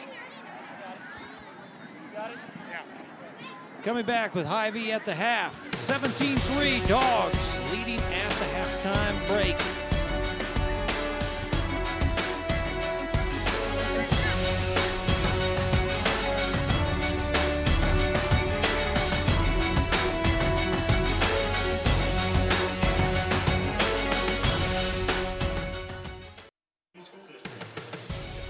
Teams coming back out and getting stretched out and ready to go for the start of the third quarter, with Kearney leading Park Hill 17-3. Last meeting back 10 years ago, won by Kearney. Bulldogs trying to repeat tonight. Yes. They've had some stars in this ball game. One of the big stars, I mean, he plays both ways. He's the fastest guy on the team. That is Grant Nolan. Yeah, they've utilized him in great fashion. You can see right there, gets the direct snap, puts that shoulder down. No ill effects from that collarbone injury he sustained as a junior, and then getting him the ball on the perimeter as well. As you mentioned, 4.4 speed in the open field. Gets downhill fast and puts them in a position to get that late second half score. Bubble screen, then go over the top, and watch his body control in the back of the end zone. Knows exactly where he was, Kevin. 2 touchdowns on the evening so far. He's definitely the Bulldogs star of the night as they lead it to 17-3. There's a big crowd here, and it's a big weekend here in Kearney, actually, as this is part of their 53rd Jesse James Festival. Yes, Jesse James born here and having all kinds of fun stuff. They got a parade tomorrow, a 5K walk and run, car show, tractor show, motorcycle show. You can throw some axes, you can do some dancing, all at the Jesse James Park. So there you go, Dan. So if you're going to be on a plane to Atlanta. Yes. If I wanted to throw some axes, Kevin, would you catch them? Yeah. Yeah. I would probably miss them because I can't see anymore. But other than that, yeah, I'll catch them. But yeah, you're an early flight down to Chiefs and Falcons on Sunday Night Football. You and the voice of the Chiefs, Mitch Holtis. That should be a lot of fun Sunday night. I'm sure you people will be watching that one. Oh, yeah, it should be fun. Go against the Falcons. They had a big win last week on Monday Night Football. I'm still trying to figure out how the Falcons get 2 consecutive primetime games. But I guess if you play the Eagles one week and the Chiefs, you probably deserve it. So they're going to be riding high, playing against the Super Bowl champs. It should be a fun matchup. Yeah, that should be a exciting ball game on Sunday Night Football for your undefeated Kansas City Chiefs. There's Coach Minnick getting hydrated for the second half.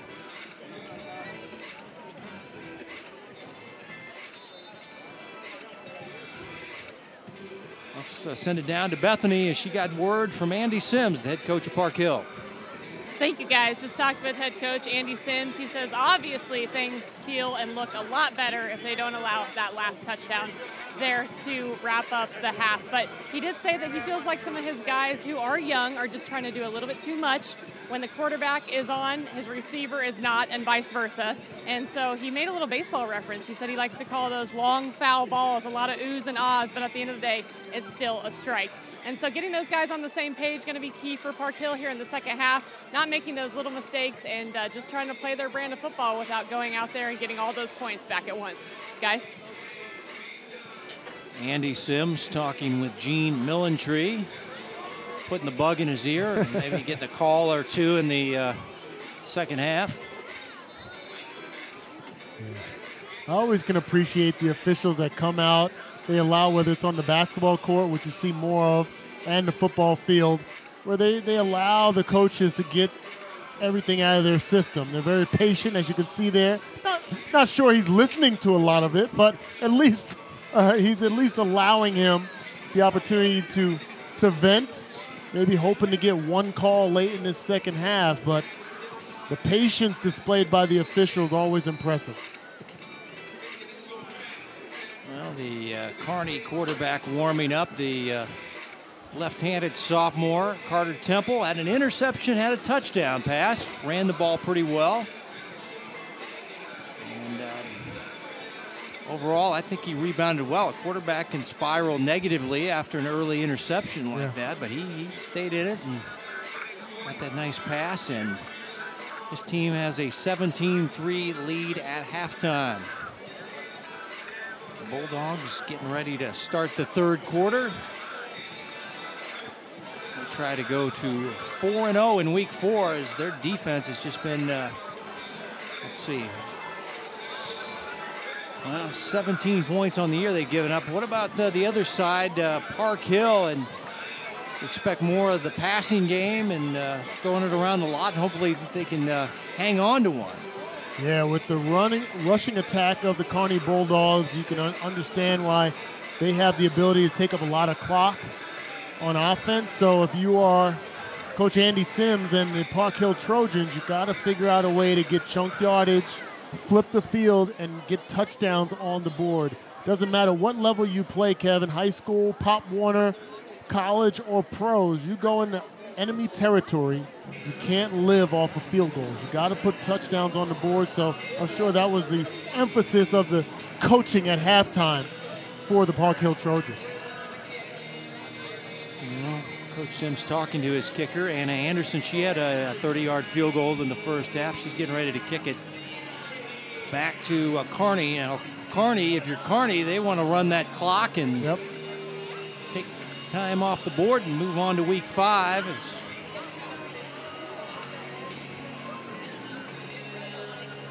This should be a fun second half. Second half, or I should say halftime adjustments, is always a key component of the game of football at any level. So What did the coaches see from the booth up here? How can they communicate that effectively to their players on the field? And then the players have to go out and execute it. So it'll be interesting to see how each of these teams' first drive of the second half fare. Well, last time we saw Anna with a directional kickoff, and Kearney definitely was ready for it. They had their wide receivers move up on the field to take it. And I have a feeling that's what they're going to expect this one to be from Anna. You see a lot of low-digit numbers on the field for the Kearney Bulldogs. Tells you that kickoff return unit is predominantly receivers, guys with good hands, because of Anna's ability to place that kick anywhere she needs it. Last time she sent it toward her sideline and right around the 35-yard line. Let's see what she wants to do with this one. Maybe she bombs this one deep. Throw him a curveball. No, it's down the middle. This will be fielded at the 23-yard line.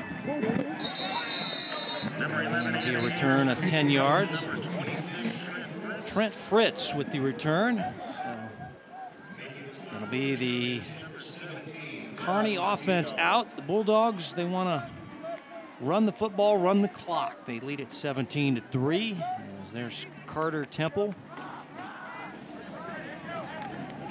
State champion at this weight as a freshman, impressive. 175. Yeah. And there's some dudes at 175. He won it as a 9th grader. That's impressive. Now he's put on a few pounds for his football weight, or he's running around 190, 195 as they'll give it off. And this is the big back Williams banging his way.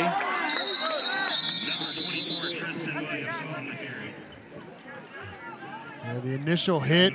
Yeah, we heard it all the way up here. Owen Keller comes up on the hit, and then a host of his teammates to drive Tristan Williams backwards. That's the type of defensive effort you need to see.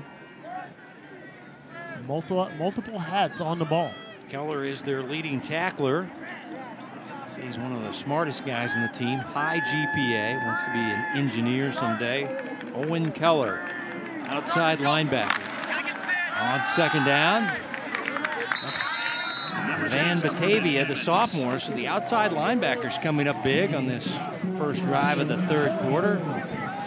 LVB, Louis Van Batavia. Yes. That's about halftime adjustments as well. Activity by the outside guys, squeezing downhill, especially when they try to run the ball in between the tackles. You want to have that kind of activity as Van Batavia moves back off the ball in a conventional linebacker position for this third down. This is 5 receivers, empty set for the sophomore left-hander Temple.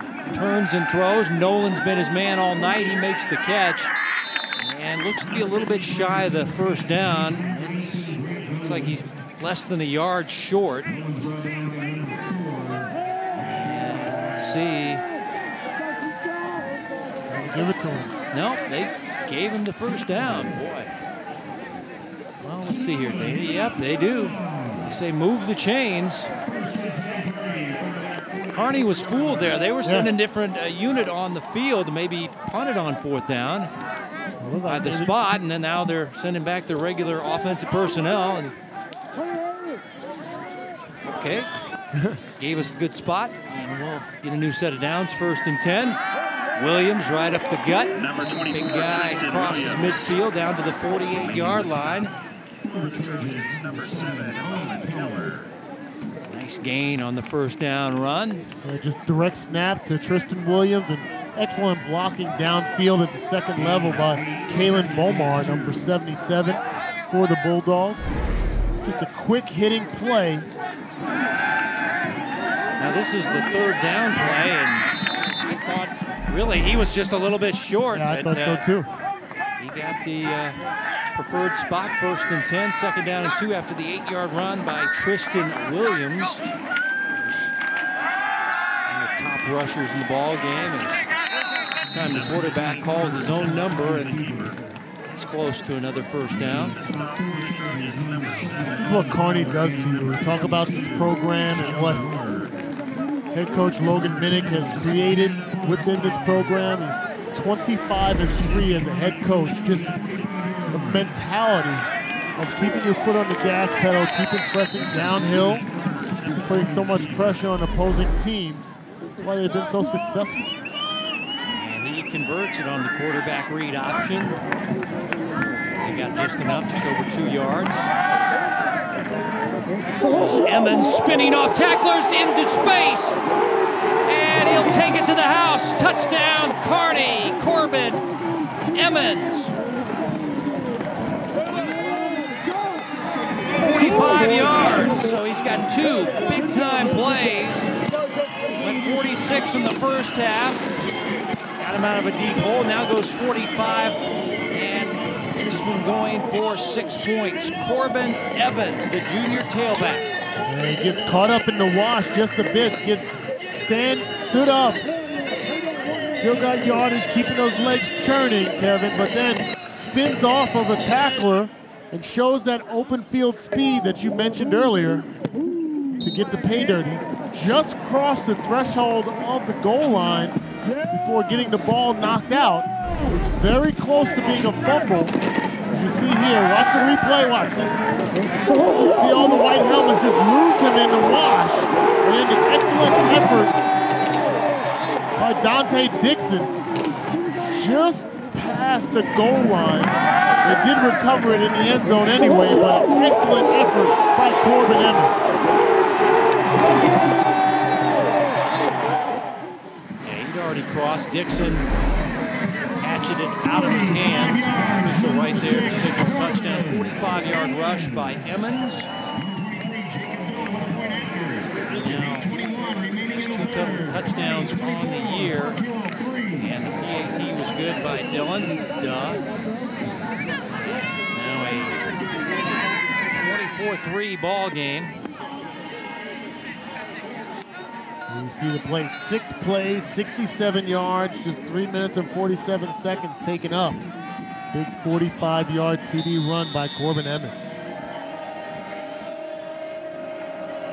So they pound you with 24 and then hit you with the speed, and now they go onside kick, and it looks like Kearney's covered it up. We'll wait for the official word here. They're going to meet at the 50-yard line to talk about it. Looks like Kearney got, yes, Kearney. Onside kick is successful, and the special teams continue to roll as Dillon sends a runner down there. And let's see who, let's see. Ball's teed up at the 40-yard line. Watch the discipline there. Really close by Jacob Dillon. Yeah. Kicks the ball, recovers it himself, but has the discipline and presence of mind to not touch the ball until it gets to the 50-yard line. If he had not touched it or touched it too soon, it would have automatically been Park Hill's ball right where it stood. But excellent discipline showed there by Jacob Dillon. Yeah, that's double duty right there, kicking it and then recovering it. As here's Williams, a power run down off the left side, and this is what they do. Yep. Just want to bludgeon you with 24, and then Emmons comes in with the highlight reel speed. Go deep with Nolan. This pressure on the defense. Doesn't matter. They want to control the game, control the tempo, control the momentum, and impose their will, and they're doing a nice job of it in this game. Steve Backus is their offensive coordinator, but Coach Minnick will call most of the plays. Feeling there's a lot of runs coming up. Number 24, This team up 24-3 in the third quarter. Williams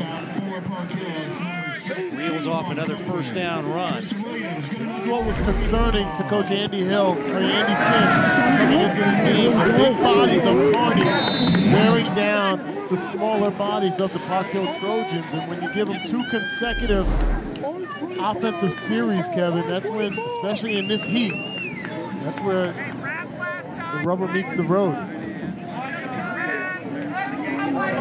Set it down as the clock continues to run. It's Kearney after an onside kick. This is Emmons who's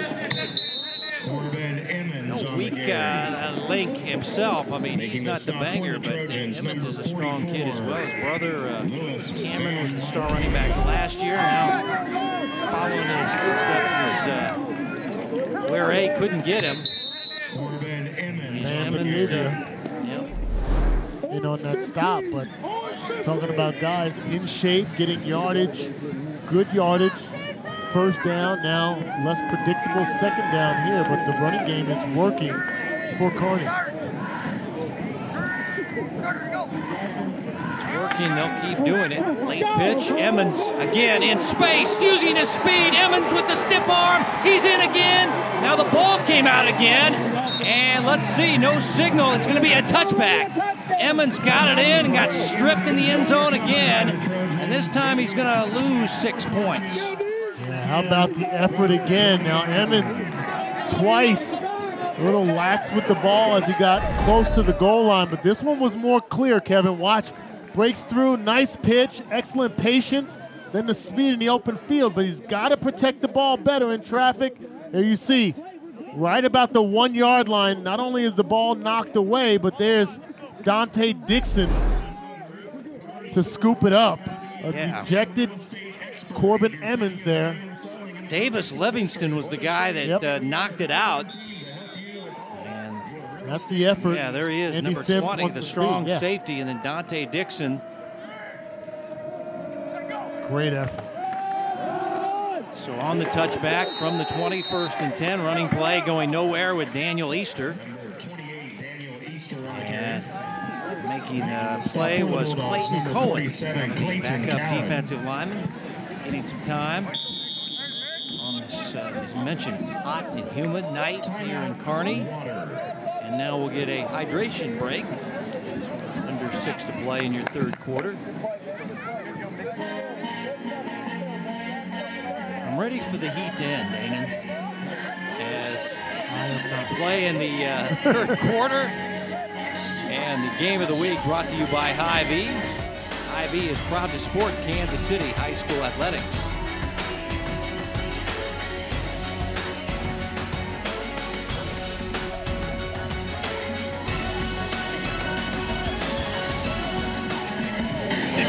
Kearney, Missouri, home of the Kearney Bulldogs, defending Class 4 state champs. They lead home tonight 24-3. Big crowd here tonight in this town, about 15,000 people that come out. Bulldogs. We offer Bulldogs. and UVB high pressure tanning beds and spray hydration break. Sunset Tan.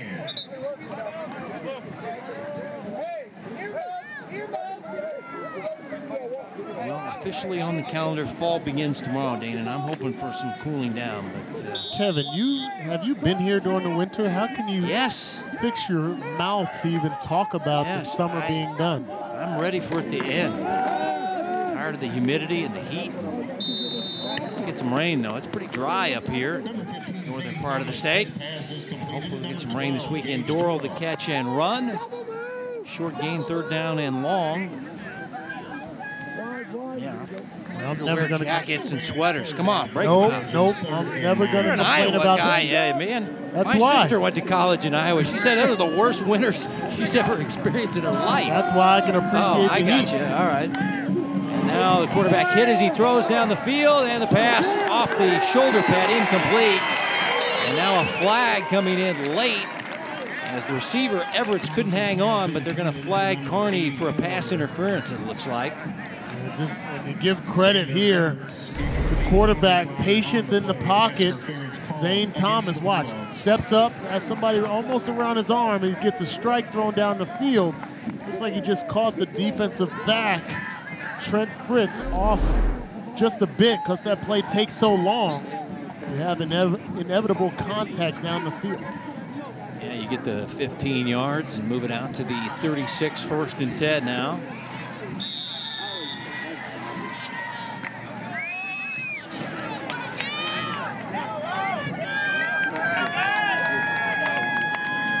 Park Hill, a heavy passing team, spread offense. And a quick pass.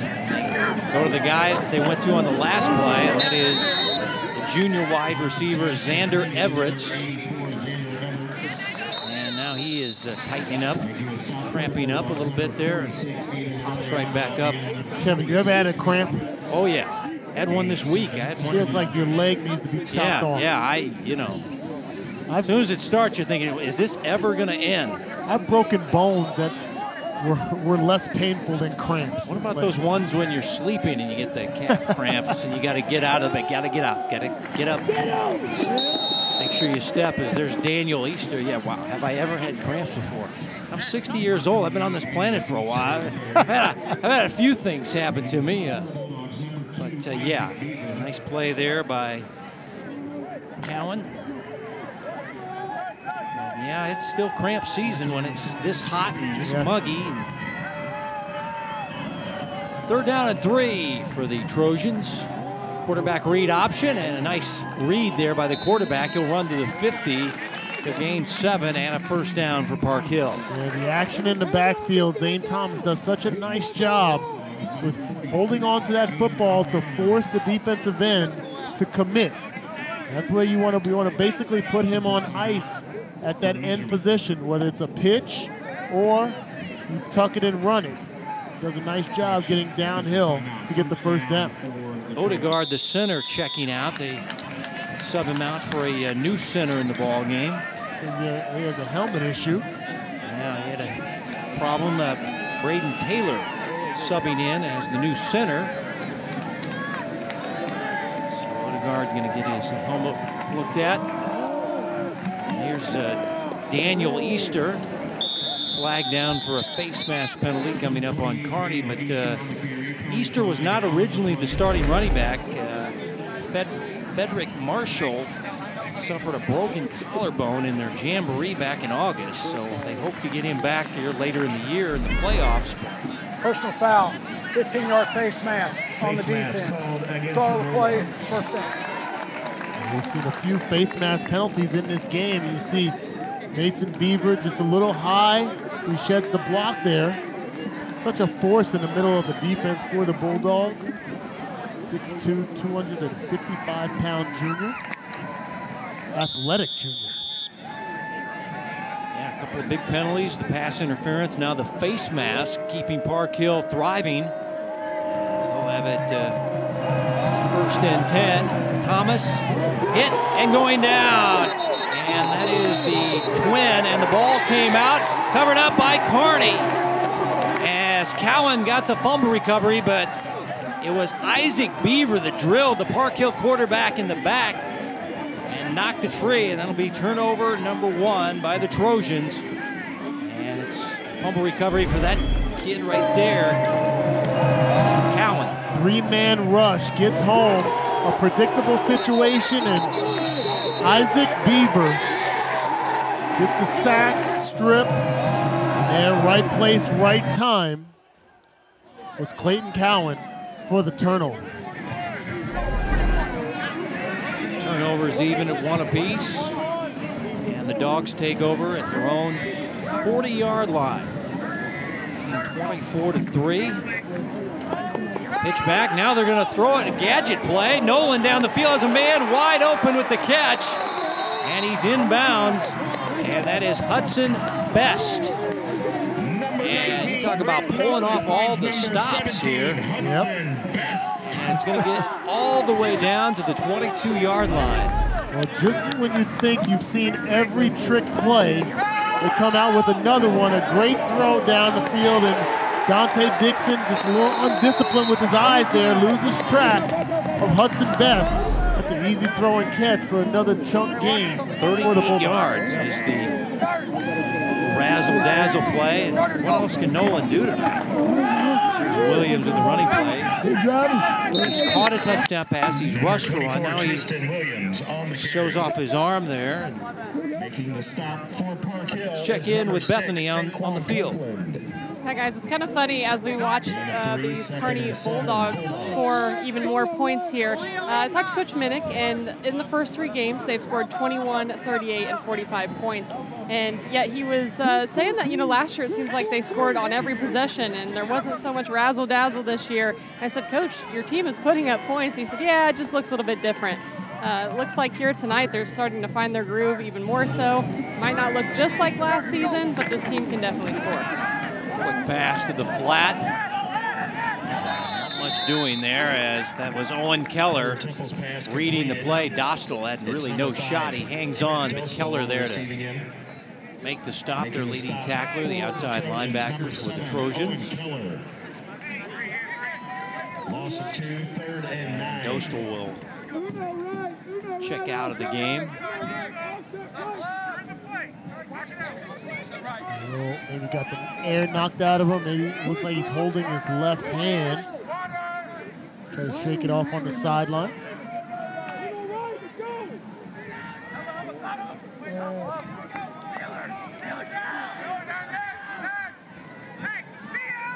Now it's 3rd down and long. 3rd down and 9, and we'll get a timeout. Timeout, Kearney. Kearney will burn the timeout. They're in cruise control right now, leading 24-3 in the 3rd quarter.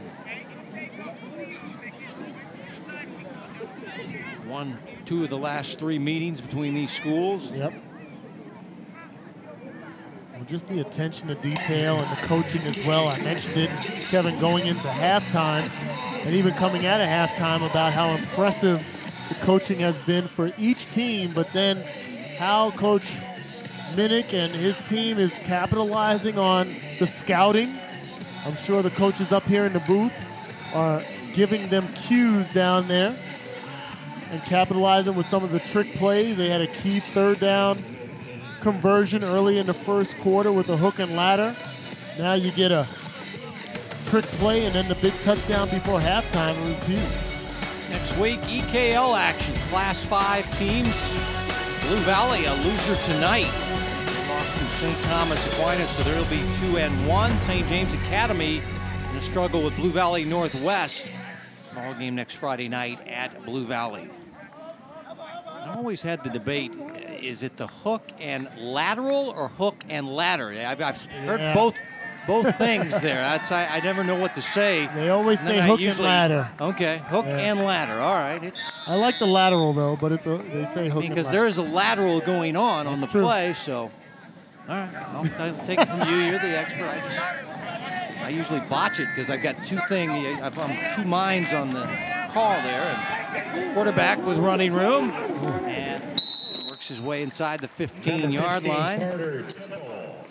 Carter Temple close to the 1st down, and it's still going to be 4th down, but I've been wrong before. Sometimes the spots are better than I think. It is 4th down. Let's see what they want to do. They'll bring in their heavy package. I want to stay away from Jamari Bell.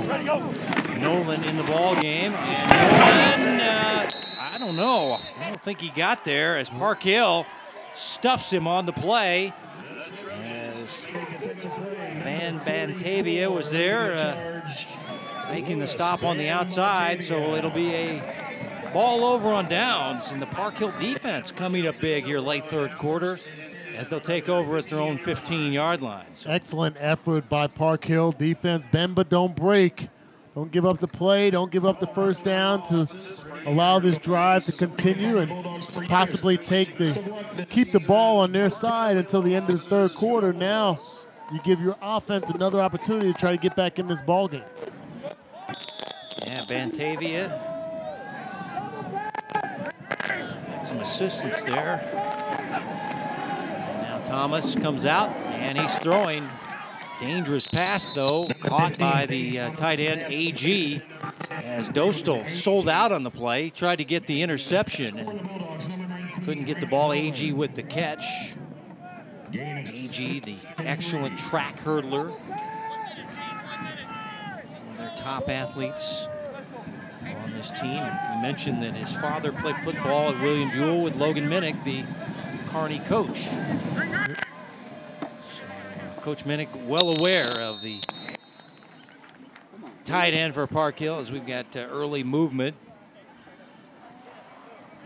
Dead ball, false start on the offense. 5-yard penalty. Across Park Hill 5.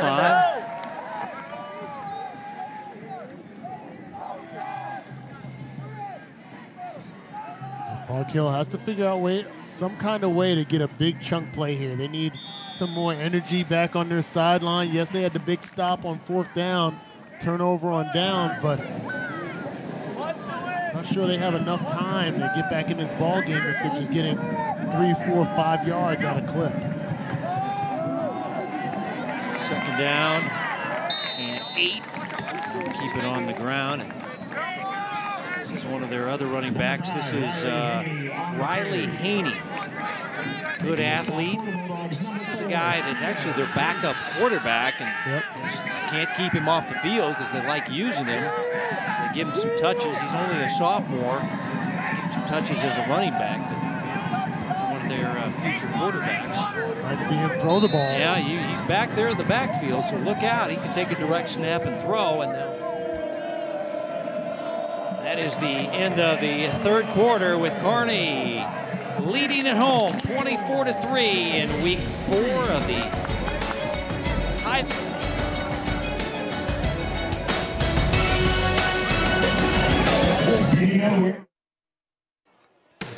Scoring by quarters brought to you by Hy-Vee. Scoreless 1st quarter, then Kearney is just taken over. Rushing touchdown and a receiving touchdown by Grant Nolan. And then rushing touchdown by Emmons. Here's Haney. Pitch it off to him. He's gang tackled down. Enough though for a 1st down. As you take a look at this young guy, they think is one of their future quarterbacks, Riley Haney. You got a chance to see him in pregame warm-ups, throw the ball, looked really good, rolling to his left. Just keeping your playmakers on the field. Yep. So he stays in as a running back. Thomas is the quarterback. Something to think about is his pass to the outside, caught. Running out of bounds is Everett's. Another 1st down out to the 40-yard line. Gain of 13 for Park Hill. Xander Everett's, nice job working back towards the line of scrimmage to shield the defender, make the catch, get the 1st down. Because they stepped out of bounds, he gets a chance to huddle up and to maximize their time. Down by 21 points. Still a young team for Coach Sims. A lot of growth. This team is rolling short side and too tall. This time target was Landon Jolson, one of their faster guys.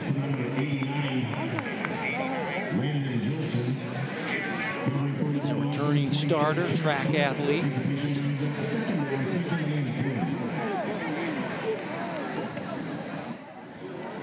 Give these kids credit. The work that they put in the off-season, summer, through the heat, prepares them for nights like this.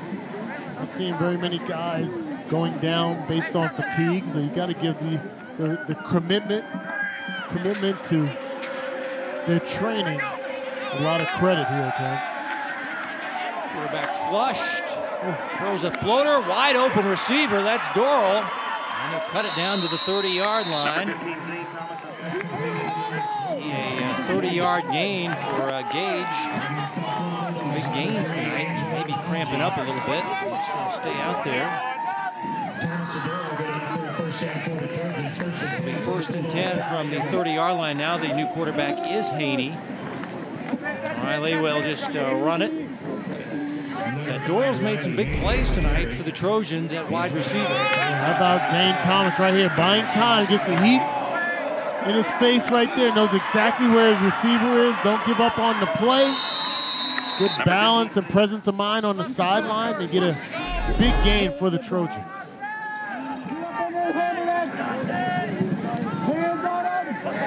Zane Thomas back in at QB.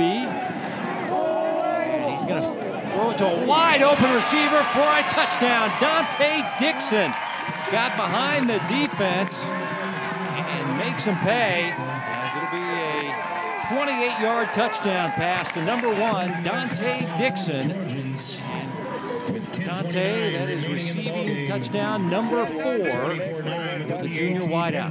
This is the trunk play that they needed, an infusion of energy. Gets behind Jacob Dillon. A linebacker. Yeah, easy throw and catch there.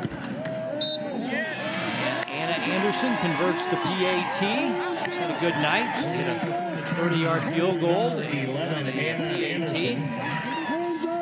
24-10. Bulldogs. 24-10 ball game. Early fourth quarter.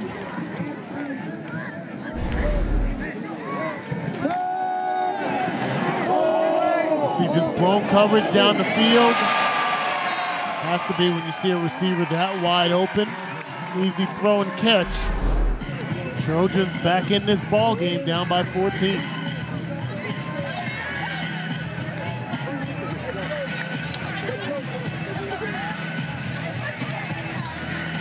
Yeah, just when you started shoveling a little dirt on them. Yeah.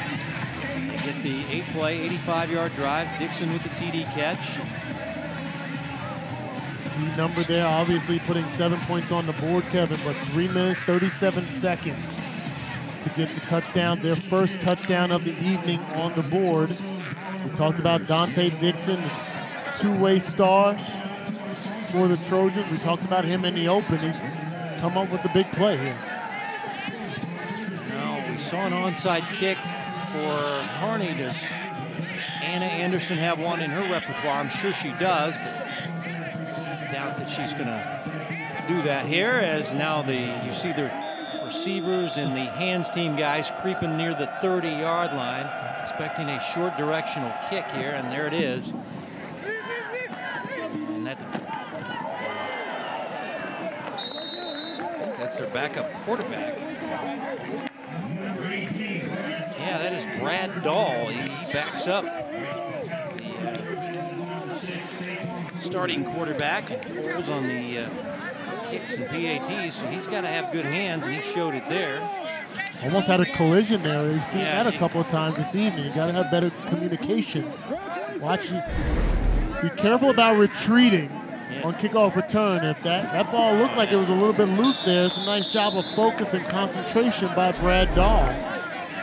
Yeah, that was Jacob Dillon was back there and deciding who was going to take that. And that's another reason why you do those directional kicks, is guys aren't ready to handle that, and you got two guys in the same area. You're all able to get it, run it for a few yards, and then Dillon just got drilled. As here's Tristan Williams for a short gain. Given 4 second down and 6. Bulldogs scrimmaging near midfield. Williams has those tree trunk legs in the backfield, just a grinder. I mentioned thunder and lightning between he and Corbin Emmons. Look at that. Yeah, pile pusher this time is Tristan Williams. It'll be a first down run for Tristan. He's a senior. He's a big back. He's over 200 pounds, so he's a tough tackle if you're Park Hill. Low center of gravity at 5'9", so it makes him tough to get a square hit on. Couple that with those legs. Tough runner.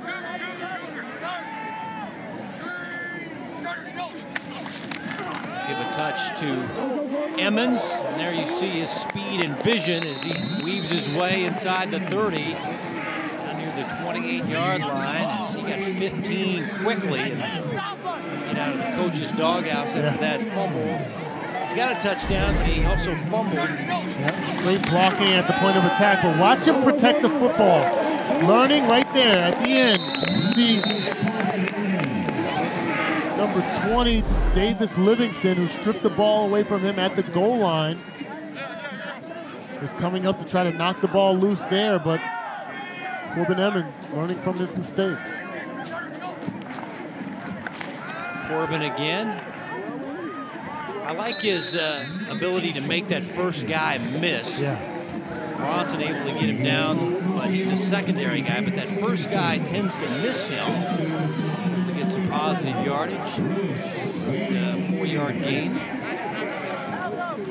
Corbin Emmons, Jr. has a rushing touchdown of 45 yards in the second half. He also has a rush in the first half of some 46, so he's got to be over 100 yards rushing. Yeah. Right?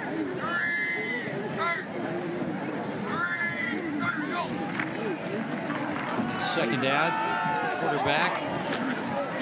Thought he was going to pitch it there, but Aguirre wrapping him up, the inside linebacker. It's a good, smart decision there by Carter Temple. As you mentioned, looked like he wanted to pitch that ball, but ball security has to be a premium now.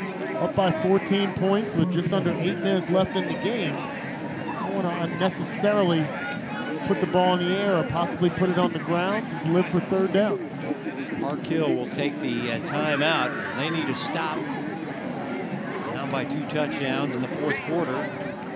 Kearney driving the football.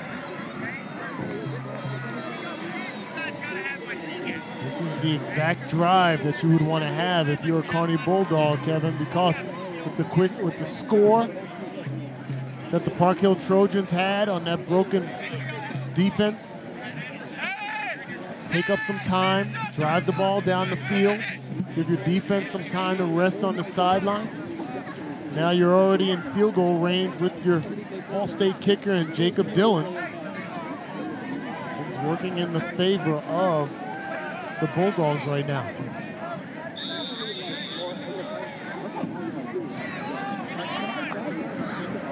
Third down and 4 after the Park Hill timeout. Ball at the 22. Motion by Nolan. And the quarterback running for it. First down and more. Spinning off tackles. Temple into space. Touchdown, Kearney. Carter Temple. 22 yards. And the Dogs strike again. Another rushing touchdown. Excellent blocking at the point of attack. I'm going to highlight Tristan Williams. We talk about his prowess running the ball. As we see a replay of this run, tough run by Carter Temple, leader of this Bulldogs team. You see head coach there, Logan Minnick, excited on the sideline. You get a chance to see this replay. Watch the block of Tristan Williams. Not just a runner, but a tough, hard-nosed team player that makes the blocks to get the job done. Watch here, right here. It's lined up right at that wing position, seals on the outside, opens up the window, and then the tough running, spinning, protecting the ball in traffic, blocks downfield. I believe that was Grant Noland on the block, and excellent execution and an exclamation point to end that drive right there.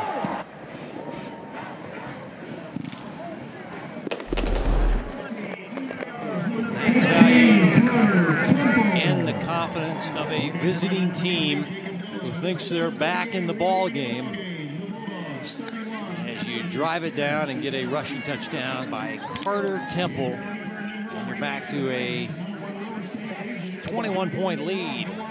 He's thrown a touchdown pass as well. That was to Nolan. Let's take a look at the scoring drive. Took about 5 minutes off the clock. Yep. That's important. Ran 6 plays, 46 yards, and Temple got the rushing touchdown. He's got a couple on the year as Dillon pounds it into the end zone. And it'll be a touchback. Yeah, just when you thought the door was still cracked open, Kearney just slammed it shut. That was an impressive drive. Very efficient, smart drive. Just using their normal cast of characters with Williams, Emmons, and then the quarterback runs it. This team can go a long way. Defense has been strong, and they've got an excellent special teams group with an excellent kicker. Now, I think the thing they want to get is Temple maybe throwing the ball a little more. But he's only a sophomore. Now Thomas and Park Hill will come out throwing, and Dante Dixon over the shoulder catch.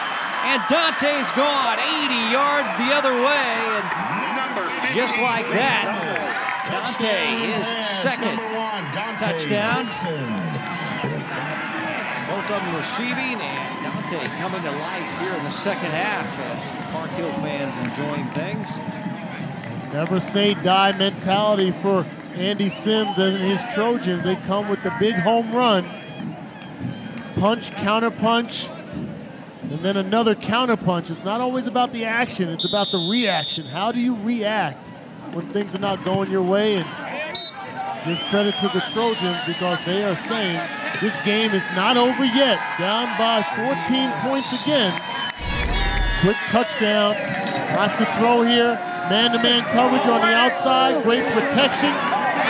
Excellent throw, and then the speed of Dante Dixon to pull away from Trent Fritz for the score. Number 15, St. Thomas. You don't want number 1 running past you. And that was the safety, that man, strong safety. Number 15. Anna Anderson converted the PAT. So 2 on the night for Dante. Now has 5 on the year.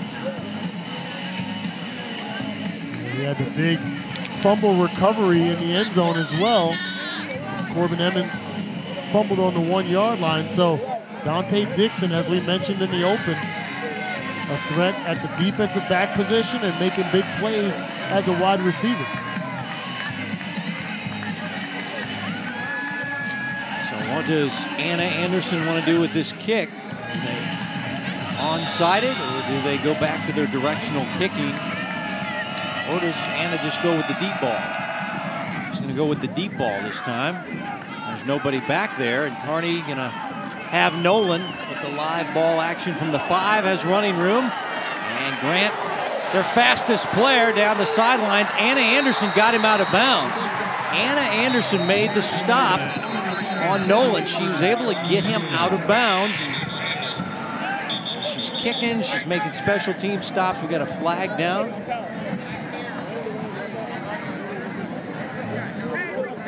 A big play there could be by Grant Nolan. Good presence of mind. That's a live football bouncing around back there around the 10-yard line. Let's see what this flag is about. Holding on the kick team. 10-yard penalty, first down. The kicking team is holding. But it was Anna Anderson who was able to get Nolan out of bounds after she kicked it to a nice area. It was a dead spot out there. Yeah. Nolan picks it up, and here's Nolan. He's got 4.4 speed. This guy can really fly, and here comes Anna. Get him out. That's all you have to do, and that's, yeah, she got in there and able to get him out of bounds. That's a nice job by Anna, sticking her head in there.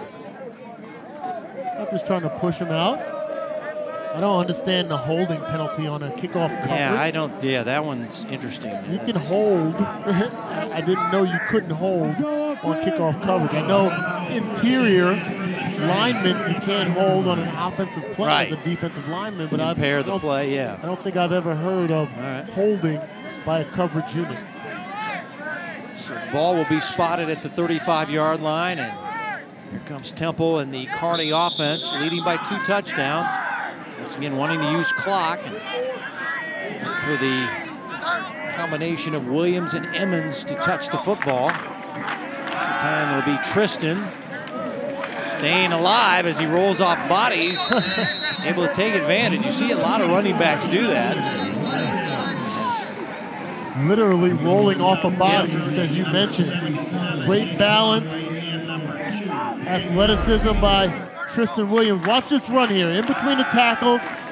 Looks like he's down, but his body never touches the ground. He gets an extra 3 or 4 yards there. Tough, hard-nosed running. Good blocking at the point of attack as well, but that balance and then protecting the ball in traffic. No line, getting the job done. Hydration break time.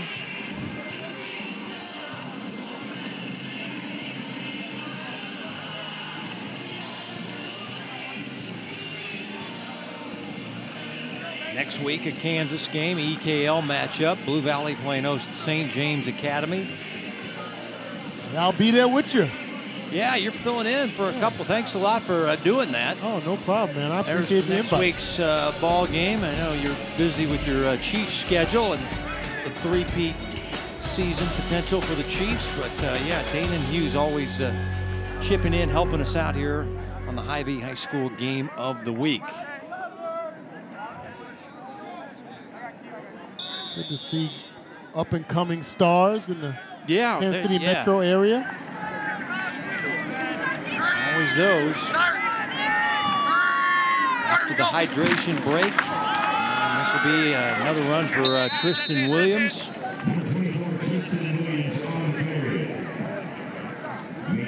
This is when the impressive drives show up, Kevin. As we get another timeout called by the defense. The Trojans opting to try to keep as much time on the clock here, but this is one of those situations where everyone knows that you're going to run the ball. So if you're able to be efficient and get yardage and continue to keep drives going, it just tells you about the approach and the toughness of your offensive line and your offensive unit. So we're to assume that the last timeout was actually a Park Hill timeout, not a hydration break. We've had some confusion on that in these early ball games. Hydration breaks usually come under 6 minutes. So Park Hill using their timeouts, trying to get the stop, down by 2 touchdowns. Well, they'll get the added bonus of the hydration break as well as another stoppage in play once we go under 6 minutes. So I guess Andy Sims is thinking that. He just wants to slow down this squad. Maybe get it back and throw another 80-yard bomb to Dante Dixon and then get a squib kick by Anna Anderson and recover it on an onside kick, and then we're right back in it. It's a long shot, but it's still in play. Yeah, you never know. Park Hill out of timeouts now, so they burned them all. But again, they'll get that hydration break if the officials stay with it. With under 6, so they'll get another little break. Yes. 1st and 10 from the 22-yard line. Kearney in clock burning mode and running the football as they try to win their 16th in a row dating back to last year. Here's Emmons. And Emmons with a power run for the speed guy inside the 15-yard line. This guy's a big play waiting to happen. Yep. Corbin Emmons. Sure, he's going to have flashbacks to having that ball raked out and costing his team, but just got to move on. Yep, next play mindset. And this is the part of the game that head coach Andy Sims for the Park Hill Trojans was concerned about coming into the game. The rushing attack, the downhill rushing attack by the Bulldogs. And now with approaching 6 minutes left in this game, going to see a heavy dose of it. Say 2nd down and 1. Tristan Williams shut down by Keller, who's done a good job. Outside linebacker, leading tackler for Park Hill. And now we'll get that extra timeout for Park Hill in the form of a hydration break. As we're going well past 10 o'clock tonight.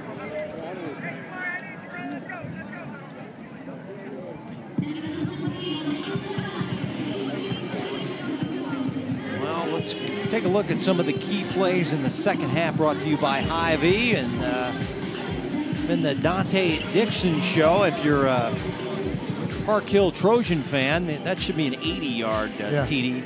The 28 and 80-yard TD pass Dante got behind the defense, but Emmons had that long touchdown run of 45, and then we got a nice spinorama move by the quarterback Temple. Now Emmons would say, hey, I had another long one. I've had over 100 yards tonight. Now I had a fumble. It got stripped away near the 1-yard line, but number 6 has had a good night, and I know Coach Minnick is not going to go away from him after that fumble. Oh, not at all. You got to keep feeding the young men. We saw Carson Steele for our Chiefs fumble and last week, and Andy Reid gave him the ball back, so I can't expect anything different at the high school level. Yeah, Andy Reid has been a good example of that. Now they have Kareem Hunt on the team. Remember when Kareem was a rookie for the Chiefs in that New England game, had a horrible fumble in his first, start there. Andy Reid went right back to him. Yeah, he just went right back to him. That's coach's confidence in a player. Now Kareem's back on the team. Is quarterback going to run it? Temple showing good balance. And stopped on the play is coming up and making the stop is Seymour, free safety man for Park Hill. As it's 1st and 10. Not that you don't ever want to not score points, Kevin, but I think it's actually works beneficial for the Kearney Bulldogs to continue to take up clock. They want to cap this drive off with a touchdown, I'm sure, but taking up the clock has to be at the forefront as well. Here's Williams with a seam off the left side, diving toward the end zone. He's going to be spotted at the 1. As he was being jersey tackled down, you saw things being pulled from behind. It's going to be spotted at the 1-yard line. And we got a player injured for Park Hill. What you see from Tristan Williams is he has that ability, like many very good running backs, of always falling forward. See, you think about the old great running backs in the NFL, very rarely got knocked backwards. They always fell forward, and I played with Marcus Allen, one of those greats as well, and it was always about the extra half a yard that you get by falling forward versus being knocked backwards. Those half-yard gains add up. You're going to get 20-plus carries in the game. Player cramping up, being assisted by the trainers. Once again, another hot day in Kansas City. Temperatures in the mid-90s with a heat index of 100.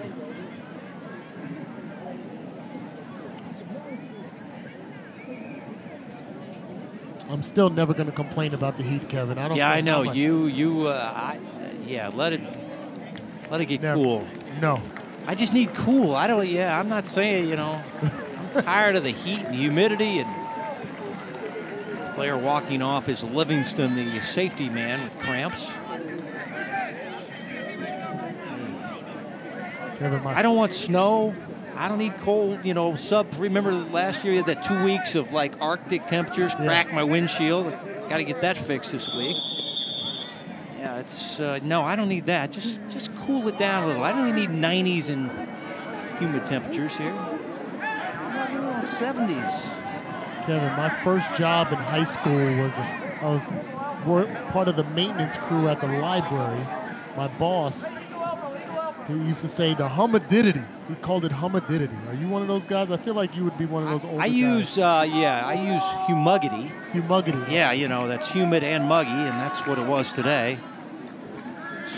Quite the drive up here for an hour as it's punched in by Williams. And he got it down there, and Tristan will get a 1-yard rushing touchdown. And Kearney increases their lead now.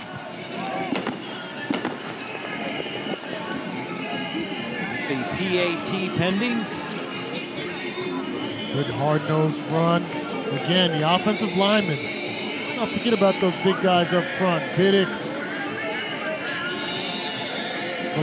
Balabre, Ty Smith, Trance, Bomar,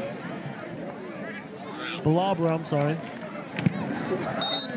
Dillon drives the PAT through as take a look at Tristan Williams. His dad is the running backs coach, and he got him on the doorstep, and he's able to cap it off here as fireworks budget tonight. Got to be pretty high tonight as they now have 38 points at home. Hard-nosed running. Only right to give him the ball back after the tough hard-nosed running throughout that drive, but look at the push up front. Trance from that left side, putting the defenders on skates. 38-17 with 4.5 to go, so Kearney able to answer back quickly. 3:46 off the clock. Williams 1 yard, a rushing touchdown.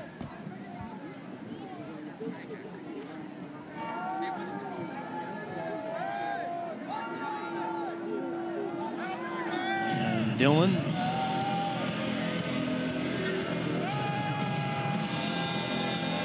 Odds pretty good. It's into the end zone.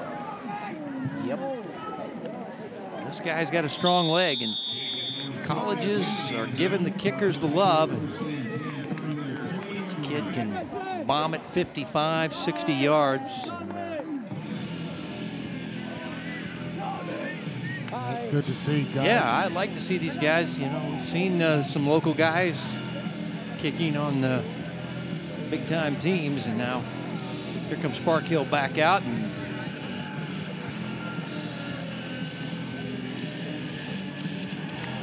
if you're in the Kearney secondary, you might want to check out number 1, where he's going. He's had the last 2 touchdowns. Dante Dixon. There's Dante. Looks like he's lined up in the backfield now. Yep. So, yeah, again, I would keep an eye on number 1 as Dante shifting in motion to the slot. Zane throwing down the field, incomplete this time. Dorrell the target. And covered by Fritz for Kearney.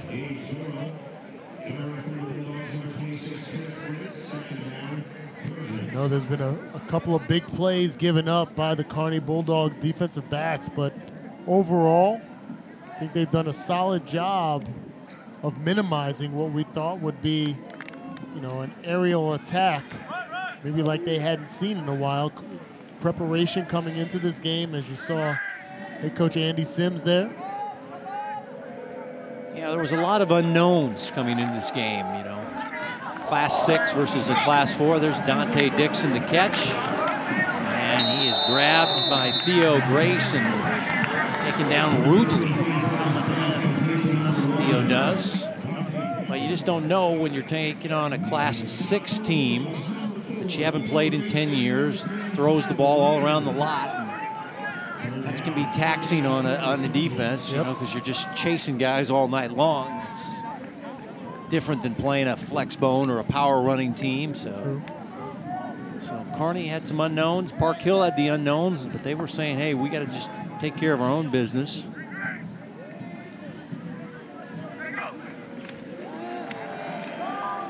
Thomas throwing, and completes the pass.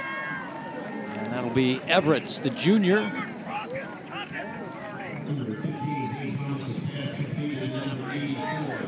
Zane Thomas still has impressed me in this game and how well he evades the pressure, maneuvers in the pocket, but still keeps his eyes downfield. They did not give him the first down, so it is 4th down. Empty set. 5 receivers on the field. Thomas needs to convert here. The pass broken up, incomplete, looking for his tight end. And nice break on the ball there by Ariano. Aiden Ariano, he's been the sleeper guy. Plays what's called the dog position, which is a hybrid position between a safety and a linebacker, and scored 2 defensive touchdowns. This is just a nice break in the ball. Yeah. And the ball over on downs now to Kearney, and they can just run out the clock. But this kid been their star. Yeah, we've called his name several times this evening. He's making plays. Yeah, he's got a couple of L's in his name, but they say they don't be fooled by the L's. It's Ariano. Aiden Ariano, number 46 there. The dog. Every team has a cool name, Star, the Raider. You know, they just they always have that for that hybrid player, and you're seeing more of these guys where he's maybe the size of a safety, but he plays linebacker, safety, and kind of move around with all these teams passing so much. Running play for Emmons, and he got a nice gain on first down, 6 yards for Corbin. I thought on that last play, Kevin, on the 4th down play, Zane had maybe an opportunity to run the ball to get the first down. You got to know the situation there, but it's still solid defensive play by the Bulldogs. Yeah, I thought he was going to run it too. You know, you want to convert. Quarterback keeping on the read option. Still learning as the quarterback, and I think it really hurt them in the second quarter too, taking that sack and leaving time on the clock, and that cost them a touchdown. So, yeah, things to work on. Yeah, because it's a different ball game. Maybe if you go into halftime just 10-3, yeah. You're feeling good about yourself as an away team to visitors, especially against this storied program.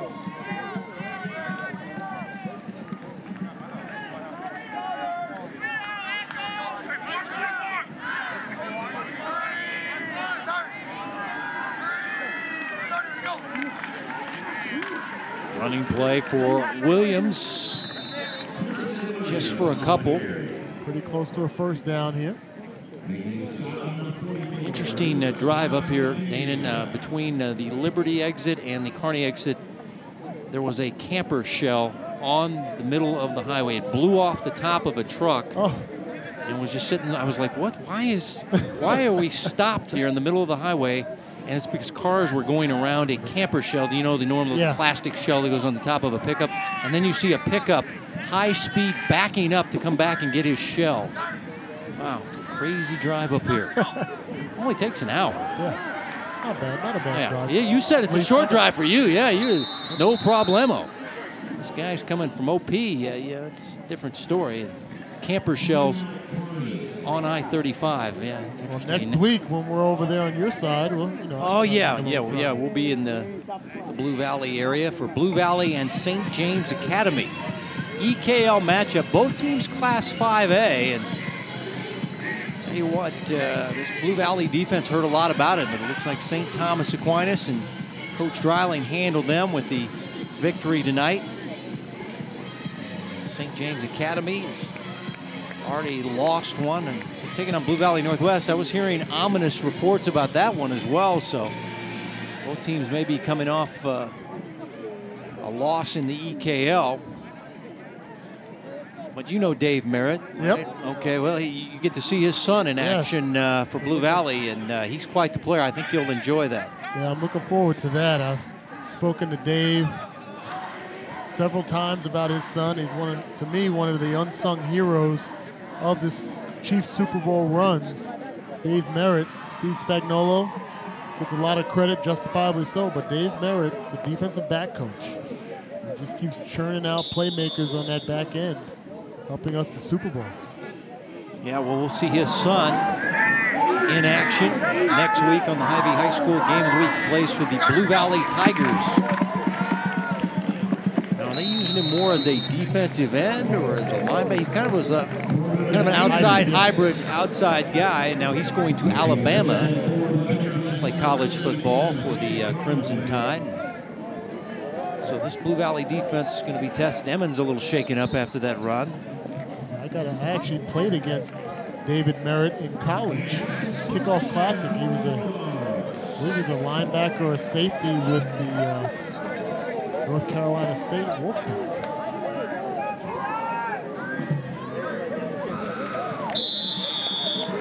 So I'm being told that St. James lost as well tonight, so they'll be looking to bounce back as they lost on a late field goal to Blue Valley Northwest. So taking a knee and a home victory for the Kearney Bulldogs as they run their win streak to now 16. They're 4-0. And Park Hill will drop to a 2-2 on the year. Final score 38-17. The Dogs get the home win on the Hy-Vee High School Game of the Week.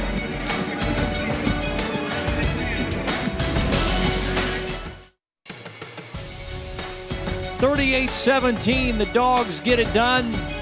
Had a couple of turnovers tonight. It wasn't always pretty, but their ground game was going. Their studs came through, and they get it up to now 16 in a row. You can never, ever diminish that. 16 straight victories for this Kearney Bulldogs team. Well, just like in preparation for this week, Kevin, the Kearney Bulldogs have built a program that is known for grit.